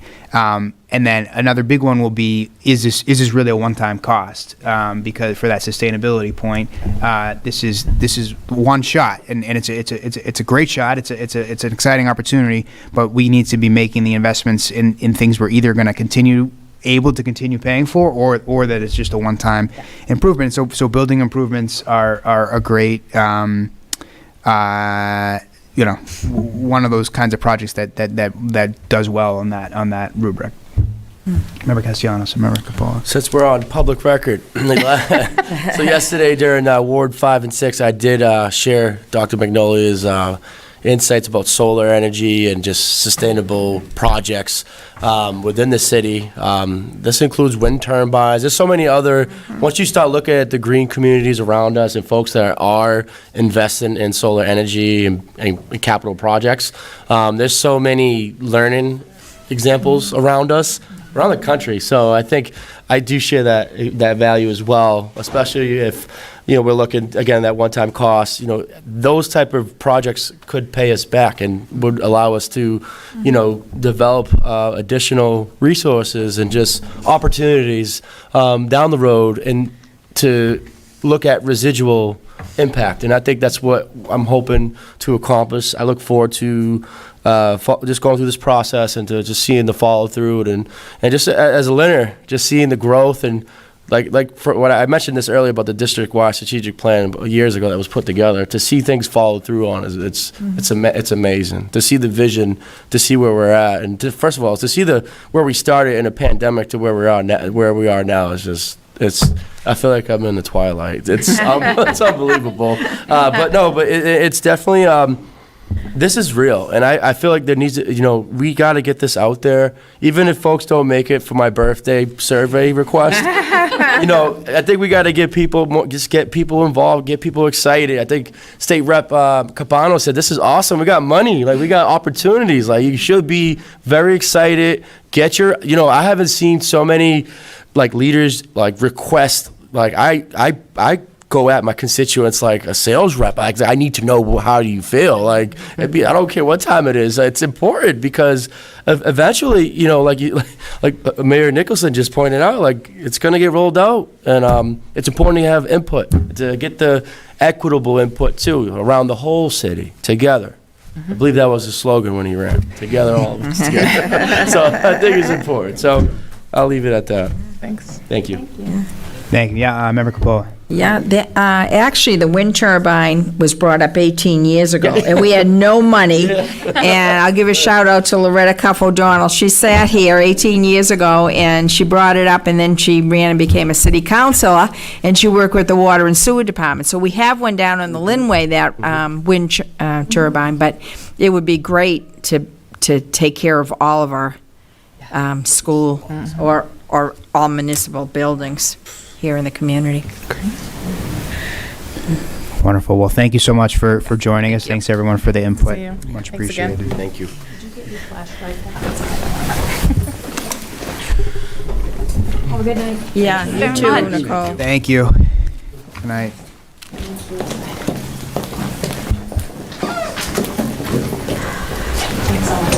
All right. Deb, can I trouble you for that computer? Never mind. Thank you. I noticed.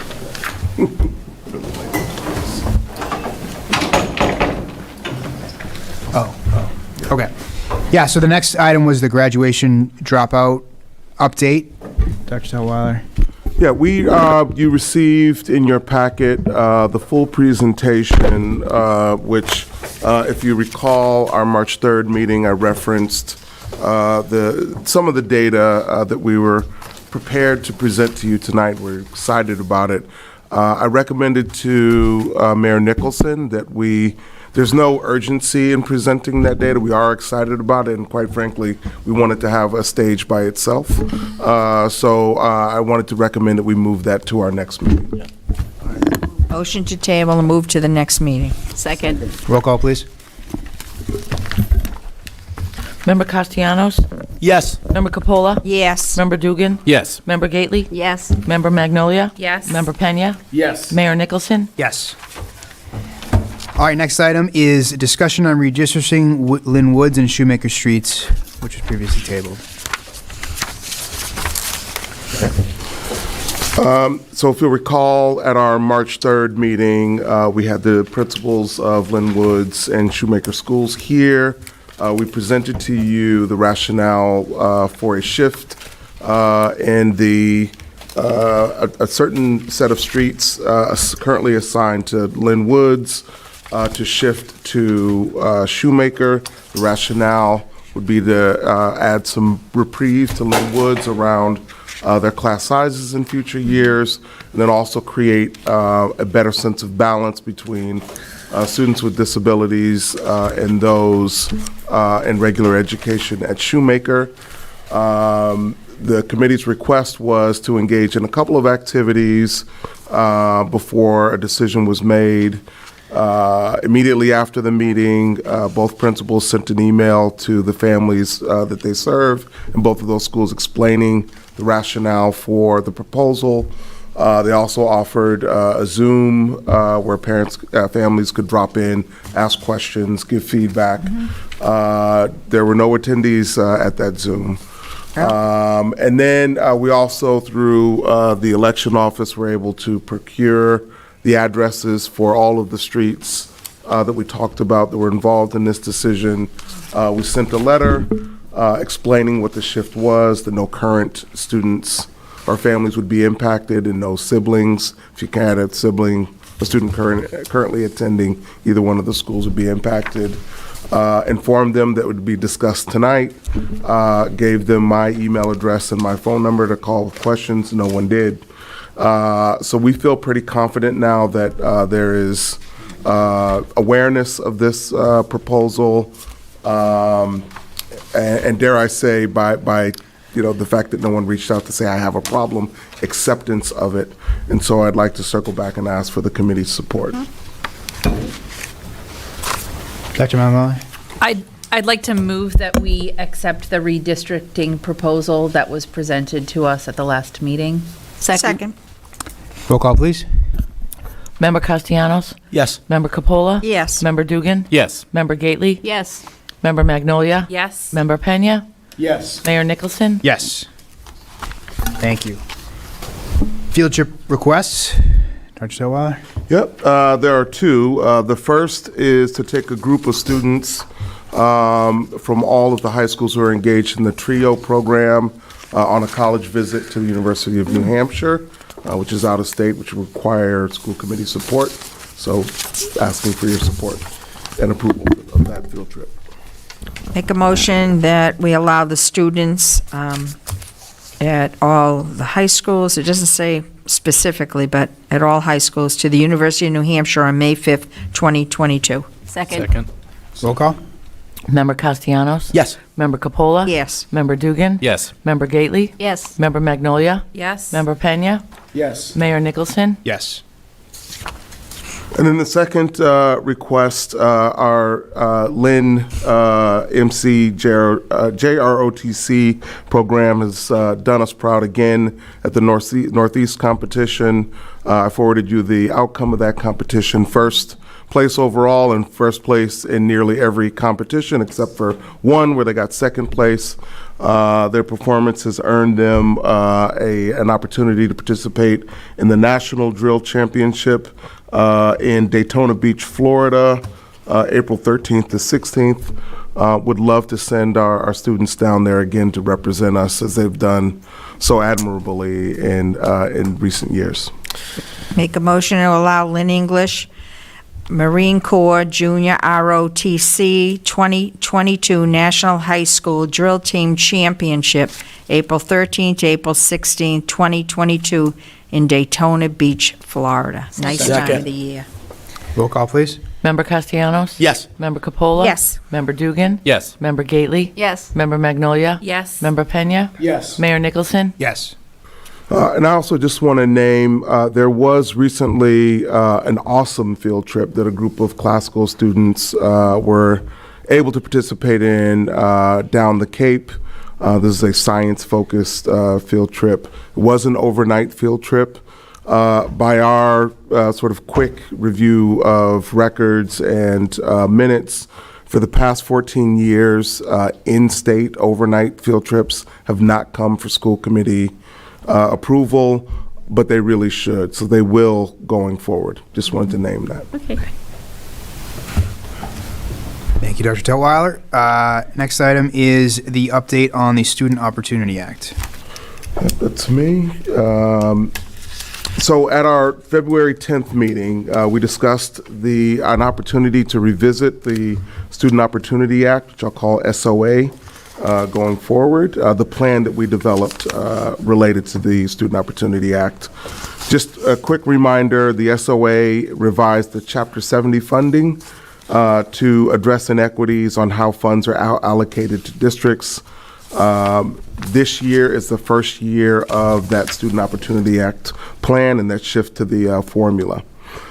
We've experienced a lot over the past 2 years, and accordingly, the Department of Elementary and Secondary Education recommended, not required, that districts revisit the priorities identified in their original SOA plan. While it's not required, any opportunity to gather feedback is a good one in our view.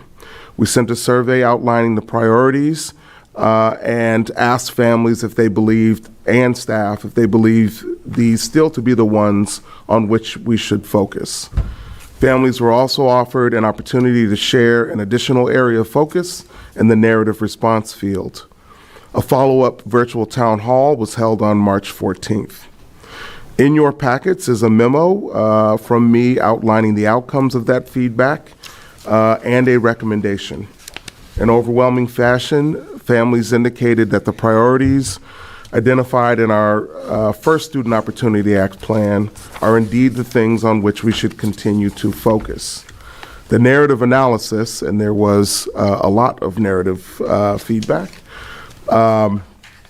in many ways confirmed that the 6 priorities that were identified should still be the 6th. But there were 3 additional areas of focus that came up through the narrative feedback. One is the quality and variety of meals provided, particularly at the elementary level. Another is providing more enrichment and arts activities during the school day and after school. And a third is increasing supports and compensation for Lynn Public School staff. It's our intention to honor the additional areas of emphasis identified in the survey. While the participation was low this survey, all 3 additional areas of emphasis that I just named that came out of the survey, the recent survey, were also identified as areas of emphasis in the stakeholder input effort for our ESSER 3 funding. It should be noted that meals cannot be included in the SOA plan, and they're not a viable expenditure for ESSER 3 funding. Nonetheless, we're continuing to explore more robust feedback opportunities and varied options for students. As noted in the memo, it's my recommendation, battery's running low, it is my recommendation that we continue to implement the original SOA plan for the following reasons. 1 is the strong support for the existing priorities based on the most recent stakeholder input effort. 2, alignment of the priorities in the original SOA plan with our strategic plan, which is also built on stakeholder input. 3, alignment between the priorities identified through the original Student Opportunity Act stakeholder input process and that between ESSER 3 funding in the fall of 2021. And then finally, the fact that the district has only partially implemented the original SOA plan. Happy to answer any questions you might have. Member Castellanos. First of all, thank you for your report. Very thorough, as always, and it's always to see where we are with this. I don't know, tonight's a deep reflection night, I think, for me. I just feel like this is just, to see where we are with this is incredible, it's inspiring. I want to thank everybody that's been a part of this. To see the input, the outreach that was put into this it's visible. I see, what was done, and it was a very delicate, robust process that we went through, and I just thank you for that. And I had, anytime I have had constituents ask questions, your team, everyone's been very helpful in breaking it down, because this is complex.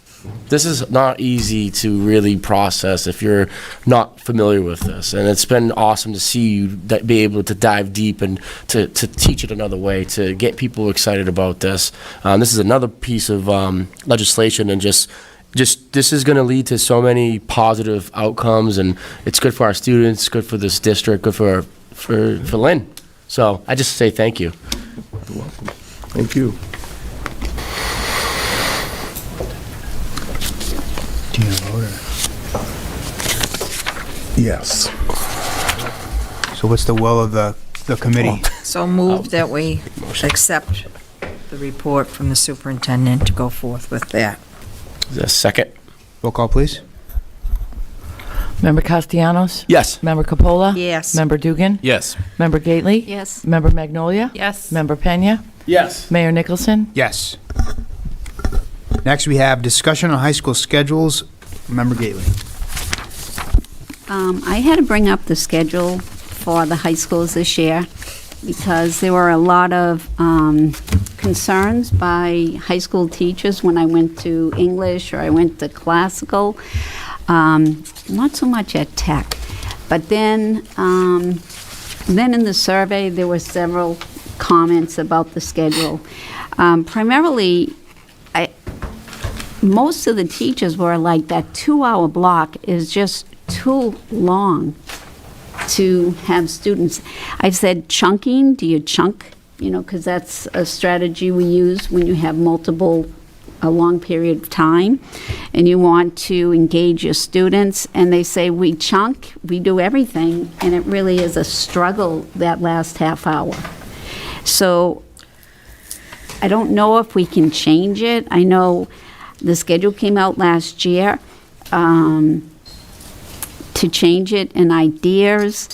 I just happened to get an email, because this was on the agenda, from a teacher at Lynn English, Jeff Bigler, and he had sent me a proposed schedule, and he said, you're aware of the schedule? And I put one in everybody's, and it was late. I got it today, so it was late. And I just want to know if we could change it. I like the idea that he has with 5 lunches. It's because the lunchroom cafeteria is really, really crowded during lunch.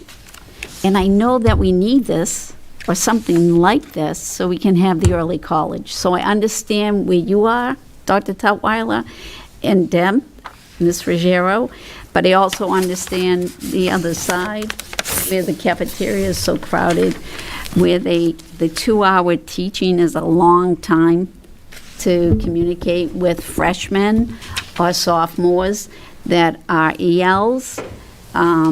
So I think we need to revisit it. And if you would like to talk to Mr. Bigler, he could come up and explain this, if you want him to. I didn't put it on the agenda, so he's here. I wasn't expecting it. I just wanted to have a discussion about this. So has anyone else on the committee found anything or heard anything about schedule problems in the high school? Member Castellanos. Well, I've had students speak up about schedule concerns, but I wouldn't mind to hear if you would like to share Sure. perspective. I want to be respectful of the hour. This is a long meeting already, and I don't want to make it too much longer. But I would be happy to explain. I also brought my computer. I could put it on the smart board if you want me to. I could also just talk.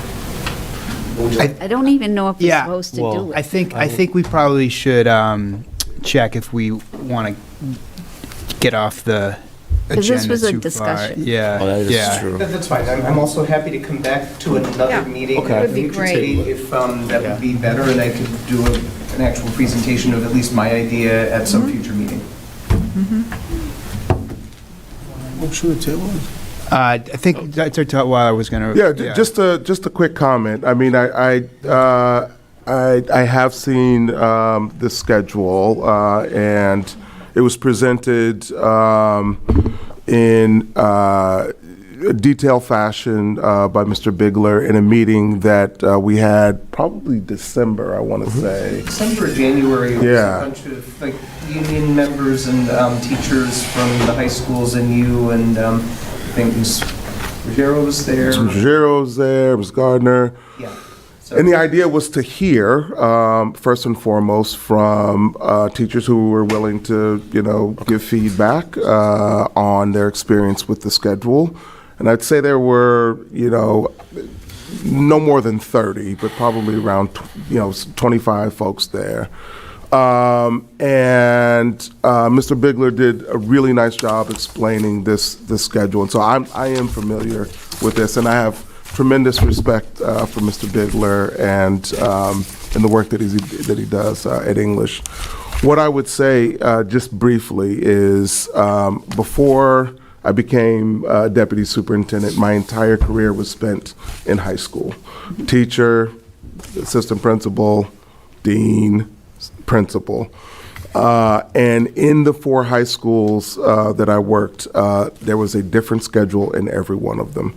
And in one of the high schools, we actually went through, 2 of them, we went through a transition to different schedules. And my statement on schedules is that there's no such thing as a perfect one, right? And because there's no such thing as a perfect one, what's most important is that whoever, the school leadership, the community, decides what is important and make sure that that is happening in that schedule, with the understanding that there are going to be other things in that experience that aren't so great. And so my understanding, this schedule that we have now was voted on last year. It's only in English and classical. It was voted on by the staff. It's in place. We've gotten some anecdotal feedback. We've not surveyed the staff yet. We will. There have been some student surveys that have gone out, and I'm happy to bring that data back. It is a little rosier than some of the staff feedback that we've gotten. But I'm happy to bring that back in more robust fashion. My only worry with making a major shift to a brand new schedule next year, actually not only, I just have a couple of worries, and I expressed this when we met. A few worries, and it might be 4.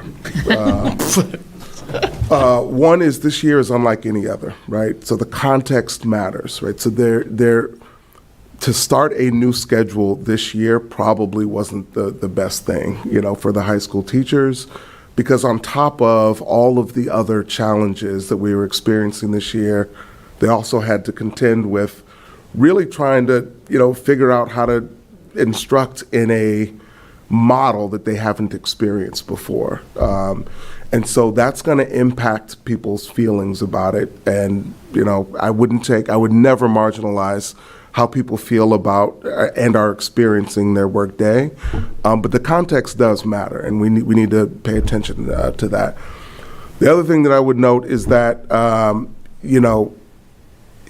major shifts year to year with schedule, I don't think are a good idea. Sometimes you have to, I went, when I was a teacher, from a 55-minute block to a 90-minute block, and everybody hated it the first year but learned to love it afterward. And I'm not saying that that's going to happen here, but I would worry about making a major shift, having only experienced, at this point, 3/4 of a year away from something that we spent 2 years to develop. The other thing I would say is what's wrapped up in this schedule are things that, remember when Ms. Mower and Ms. Dunn came and presented it, Shannon Gardner came and presented before the pandemic around why we were going through this process. There are programs that are wrapped up into this schedule and partners that are wrapped up into the schedule, and everything is connected, right? And so, for example, we have a partnership with North Shore Community College, partnership with Salem State, and there are aspects of the existing schedule that are tied to professor schedules that if we said, we're not going to do that anymore, I don't know that all the other entities would be able to change as well. We also have the After Dark program, which provides those additional opportunities for kids from every other high school but Lynn Tech to have that shop experience. And so what I will say about what's proposed, it's good. I will say that it is good. And I've heard some feedback directly from folks in both schools to say, like, this actually could accommodate a lot of the things that we think are important. But I think, we need to honor the fact that we've had a process to get to where we are now. And if we're going to change, I think we need to have a similar process rather than changing quickly. That was probably 7 things. It's good. That's why I put it on as a conversation. The biggest thing that I hear is the 2 hour, the 120 minutes. Like you said yourself, people got used to 90 minutes, and maybe not in 90 minutes. I think Ms. Gately said that people felt like that extra 30 minutes, they lost them. Is there a possibility to be tweaked just on that?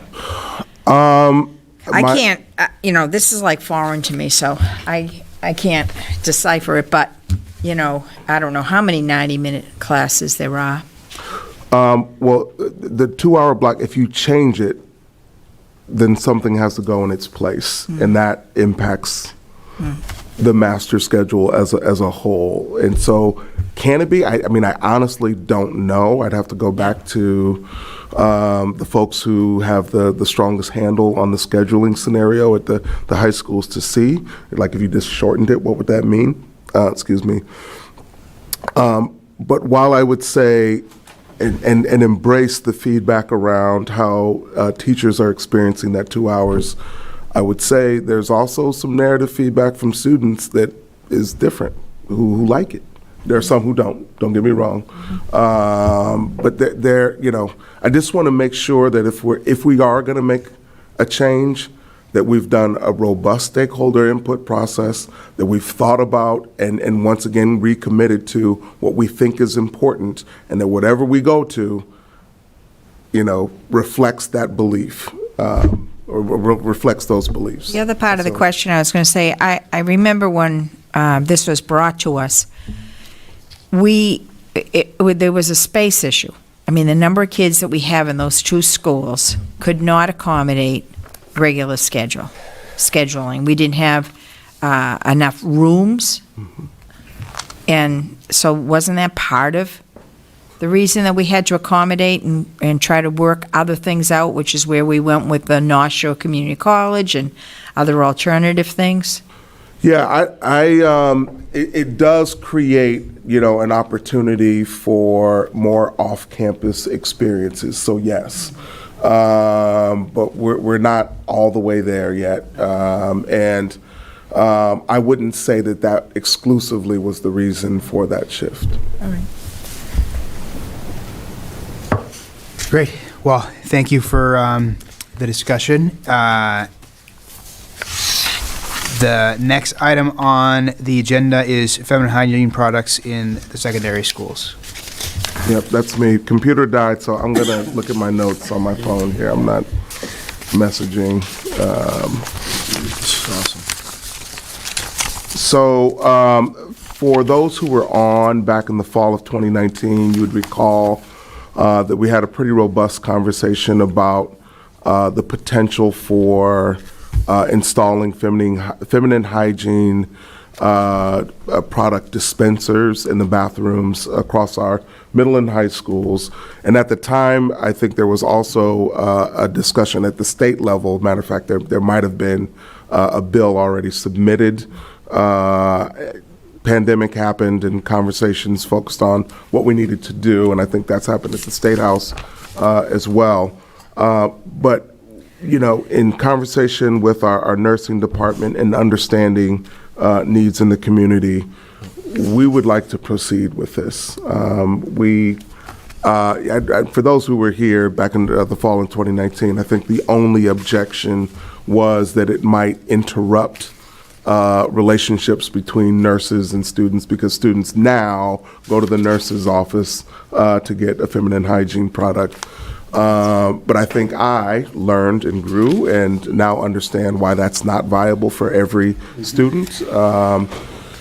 and would like the committee's support for us to proceed with this. In your packets, there was also a breakdown of cost. It's roughly a little more than $20,000 a year, which is fine. The company that gave us that quote, the city already has a partnership with. They've done the library and I believe City Hall, and the feedback is good about their service. So they would both install the dispensers and resupply them on a monthly basis.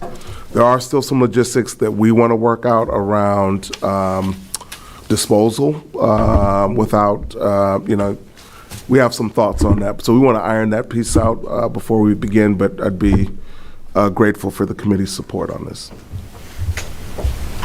Member Castellanos. So I back in 2019, I remember meeting with the people from Citron, how you say it? Citron? I remember like talking to those folks, and as we were, I heard, we're pretty much, I'll make a motion to support and approve us to move forward on this, to implementing the feminine hygiene product, which is right in front of us, so I make the motion. Second. Roll call. Member Castellanos? Yes. Member Capola? Yes. Member Dugan? Yes. Member Gately? Yes. Member Magnolia? Yes. Member Pena? Yes. Mayor Nicholson? Yes. Great. Oh, wait. Oh, okay, go ahead. Next item is vote to cancel April 14th, May 12th, and May 26th meetings. April 14th is Holy Thursday, May 12th and May 26th. There are conflicts with community events. I think we were talking, obviously this is a busy time of year with the budget, and so maybe wondering if we could just cancel the 14th and the 12th and leave the 26th because of those issues. But what's the will of the committee? Member Capola. I think the April 14th, I'd like to make a motion that we hold that meeting on April 7th. Second. Can we just look at our calendars here? Okay. Yep. That's next. Oh, it's the 6th? That's next Thursday? Yes. 7th. It's next week, yeah. Thursday. But I mean, we've tabled things, and there's still a lot coming up. So I won't be able to be there on the 7th. I could do the 21st is school vacation week. We don't do it then. I could do the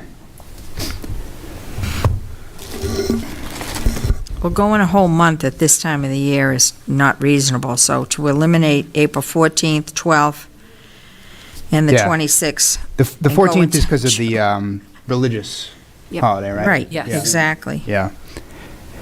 So, we can't do it early next week because of the posting. Do Monday, you could do Monday the 11th. I could do Friday the 8th. You can't do Friday. Yeah. Okay. Monday the 10th. 11th. I can't do Monday the 11th. Tuesday we have council. 18th is a holiday. Yeah, 18, yeah, Patriots Day, Major Day. but it's full vacation. Double.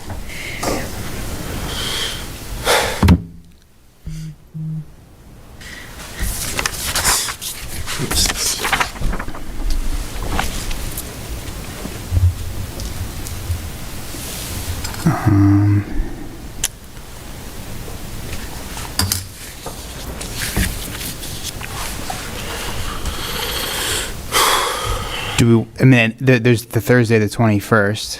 That's school vacation School week, vacation though, week. so we don't hold the meetings on vacation weeks. Okay. I mean, I could do the 7th if we do it late in the evening, like starting at 7:30. Let's see. Fine. I just need to get childcare, or Henry's coming. Would love to have Henry. That works. I'll come in on the Saturday. We do the retreats on the Saturdays. 7:30 and on that day would be all right. Yeah. Yes. On the 7th? Yes. Okay. That would work for me. Could even do subcommittees at 7:30, so you have a little leeway.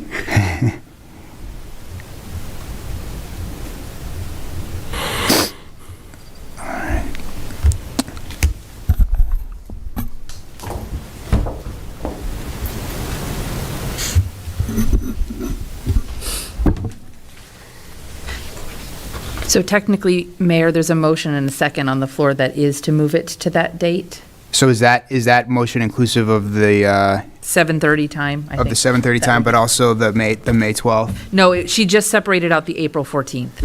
Okay. Roll call? Member Castellanos? Yes. Member Capola? Yes. Member Dugan? Yes. Member Gately? Yes. Member Magnolia? Yes. Member Pena? Yes. Mayor Nicholson? Yes. What's the will of the committee for the 12th?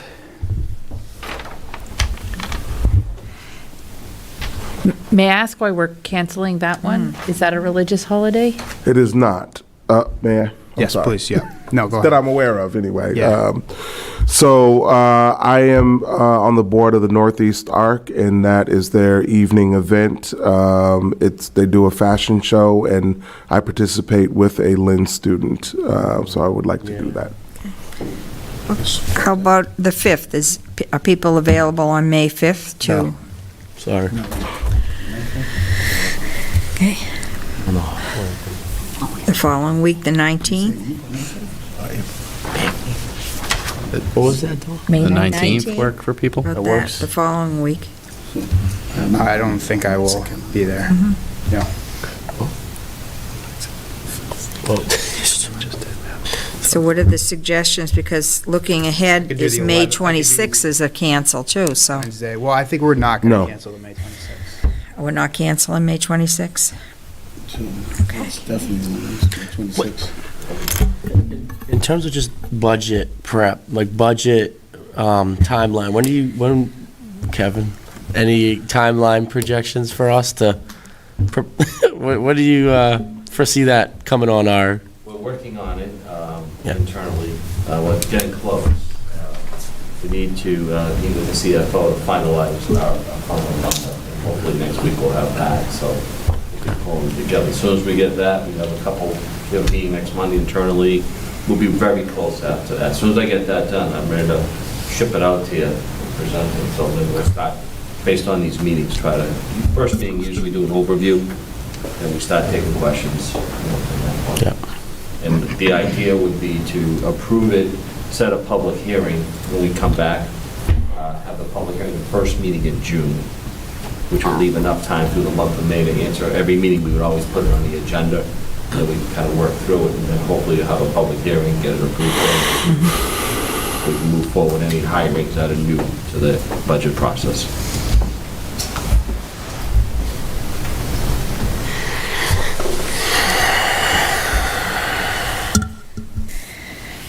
We're going to do the 11th. Yeah, so I said I could do the 11th if people wanted to do that. That's good. It's a good day. 11th? Is that May 11th instead of May May 11th is a 12th? Wednesday. Yeah. I move we move the May. 11th. Oh, never Sorry. mind. That's fine. Yeah, I can't make it. Brian can't. No. Sorry. We move. That is fine. Every time. Sorry. It's okay. I'm looking at a lot of schedules here. Did we, I'm sorry, was the 19th shut down? Would that not work for people? Yeah, I can't do the 19th. Can't do the 19th, I'm sorry. Okay. And we're already meeting the 26th. The 9th? Monday? Is it May 9th?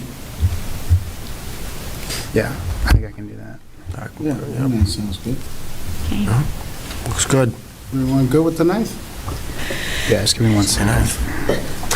Day That after looks Mother's pretty Day. good. Yes, I could do the 9th. Monday the 9th?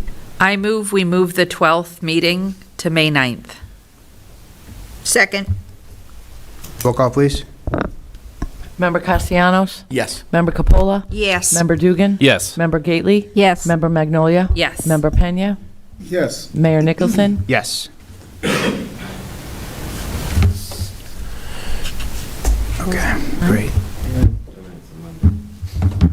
And then we'll get an email out to confirm those dates, just so everybody has them, if you wouldn't mind, Mary. Yeah, thank you. Okay, any votes in the Buildings and Grounds Subcommittee? Yes, we had a vote for the wells. Hold on.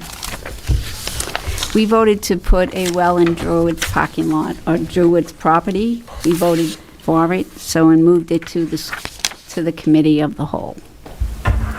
Great. So that's a recommendation from the subcommittee. Yes. Roll call, please. Member Castellanos? Yes. Member Capola? Yes. Member Dugan? Yes. Member Gately? Yes. Member Magnolia? Yes. Member Pena? Yes. Mayor Nicholson? Yes. Curriculum Subcommittee. The Curriculum Subcommittee voted to recommend the Synergize and Study Sync and Actively Learn as our ELA curriculum for 9th and 10th. And that was sent to the full committee. Roll call. Member Castellanos? Yes. Member Capola? Yes. Member Dugan? Yes. Member Gately? Yes. Member Magnolia? Yes. Member Pena? Yes. Mayor Nicholson? Yes. Was that the only vote? Yep. Right. Yes, Yep. correct. Okay. Personnel Subcommittee. The only vote was a table. Okay. Would entertain a motion to amend the agenda to deliver the superintendent's report. So moved. Second. All in favor? Aye. Dr. Detweiler? Yeah, in your packets, probably toward the back, is this meeting's superintendent's report, which is solely focused on the topic of an exit survey. In our last meeting, there was an agenda item where we discussed the development of one, and I told you that at our next meeting I would present to you a draft. We have that. I just want to be clear that, or reiterate what I shared the last meeting, that we spent time looking at the exit surveys from a number of other districts. We pulled from the Mass Association of School Personnel Administrators a framework. Actually, the one we got from there was completely narrative data, which I think would drive down participation rates. But that narrative data is important when people have an opportunity to write and share. And so what we've come up with is sort of a compilation of what we think the best of all of those examples is. We are prepared, it is an online survey, we are prepared to launch it, particularly as we go into the spring months. I want to be clear that any departing member would receive, staff member would receive the survey. Doesn't matter whether you're retiring, moving out of state, or leaving for another reason. We're going to give it to all because we really want to understand in a qualitative and quantitative way how people have experienced their work in Lynn, and we intend to use this as a mechanism for improvement. Also in the superintendent's report, I'm committing to presenting that data to the school committee at least once a year. We'll figure out what the right rhythm is for that, so that you can also see what it is that's coming in. We have not launched this yet, so if you have any feedback on it, I would welcome it. You can either send that directly to me or to Mary. That is all, Mr. Mayor. Thank you. All right, would entertain a motion to go into executive session So moved. to discuss strategies with respect to collective bargaining relative to the Administrators Association contract. Roll call, please. Member Castellanos? Yes. Member Capola? Yes. Member Dugan? Yes. Member Gately? Yes. Member Magnolia? Yes. Member Pena? Yes. Mayor Nicholson? Yes.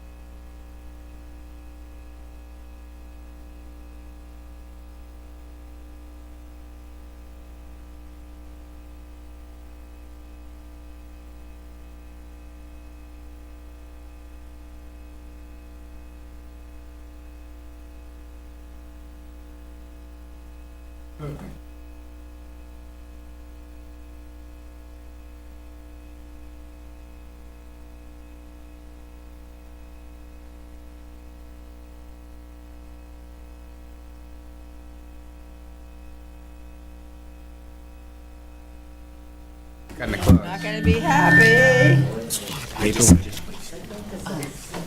So I think we just need a motion to get back into regular session.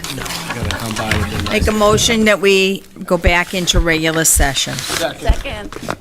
Roll call, please. Member Castellanos? Yes? Member Capola? Yes. Member Dugan? Yes. Member Gately? Yes. Member Magnolia? Yes. Member Pena? Yes. Mayor Nicholson? Yes. So I think we just need a motion to adjourn. If that's the So will of the moved. majority. Second? Roll call, please. Member Castellanos? Yes. Member Capola? Yes. Member Dugan? Yes. Member Gately? Yes. Member Magnolia? Yes. Member Pena? Yes. Mayor Nicholson? Yes. Thank you.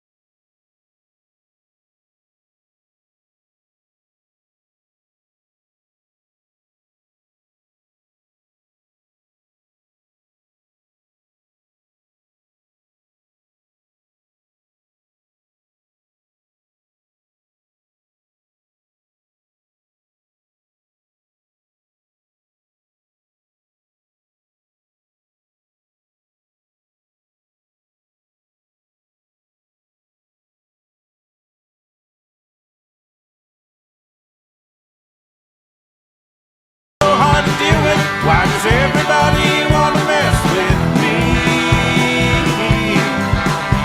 I'm the nicest guy you'd ever want to meet. Still everyone's offended every time I speak. I'm so hard to deal with. Why does everybody want to mess with me?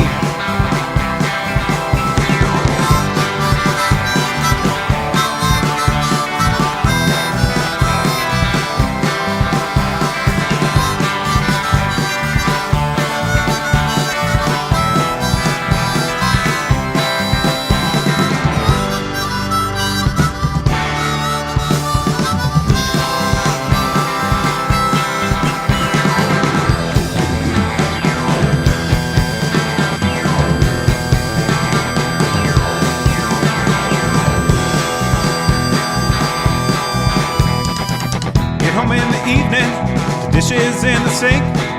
Tuesday's takeout boxes stinky. Change my shirt, doorbell rings. My girl's waiting there, looking forward to an evening in. She steps inside and her nose wrinkles up in her eyes get small. I get a pissed off lecture and a dirty look, and she leaves me there, standing in the hall. I'm so hard to deal with. Why does everybody want to mess with me? I'm the nicest guy you'd ever want to meet. Still everyone's offended every time I speak. I'm so hard to deal with. Why does everybody want to mess with me?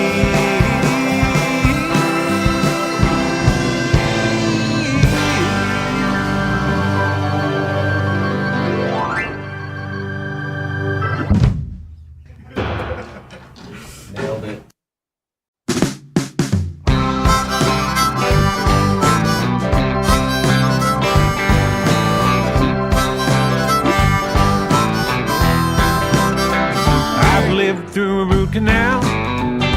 I've lived through a spinal tap. I've lived through a heart attack. And I can live through you. I made it through my summer jobs. I made it through public school. I made it through state school.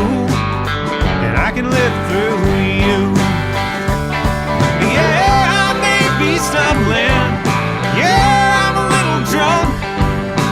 Yes, I let my friends fill my head with junk. Yes, I've seen some sorrow, and I've seen some sin, and I've seen my blood enough to wonder what could do me in. I've talked to a Democrat, I've talked to a Republican. I'll never do that again, but I can live through you. Yeah.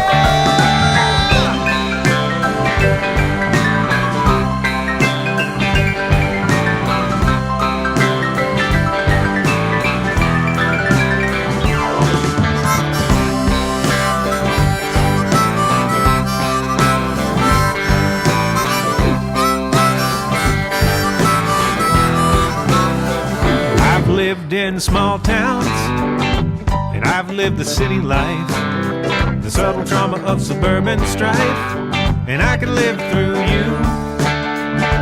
I made it through gym class, I made it through the school dance. Neither gave me half a chance, but I can live through you. Yeah, I may be stumbling, yeah, I'm a little drunk. Yes, I let my friends fill my head with junk. Yes, I've seen some sorrow, and I've seen some sin, and I've seen my blood enough to wonder what could do me in. I made it through my first kiss, and I've caught some cold fish. I might have a death wish, but I can live through you. I can live through you. I can live through you. I can live through you.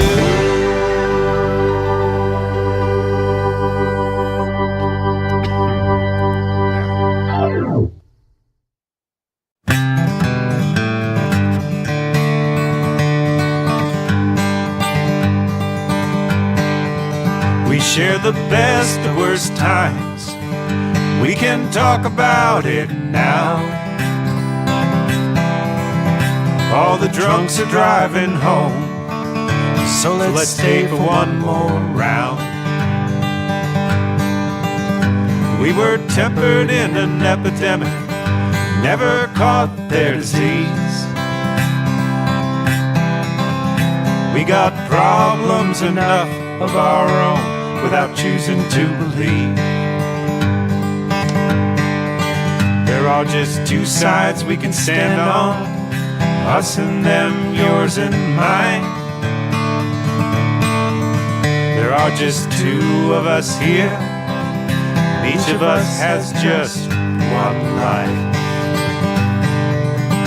All the sweat we pour into the ground in the city or the sticks, drawing lines around our easy chairs and waiting for a fix, and the energy we spend on all our little tricks to pretend we're someplace that we've never been.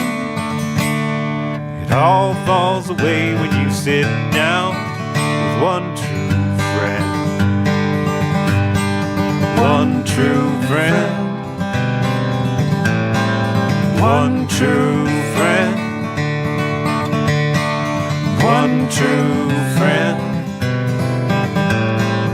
One true friend.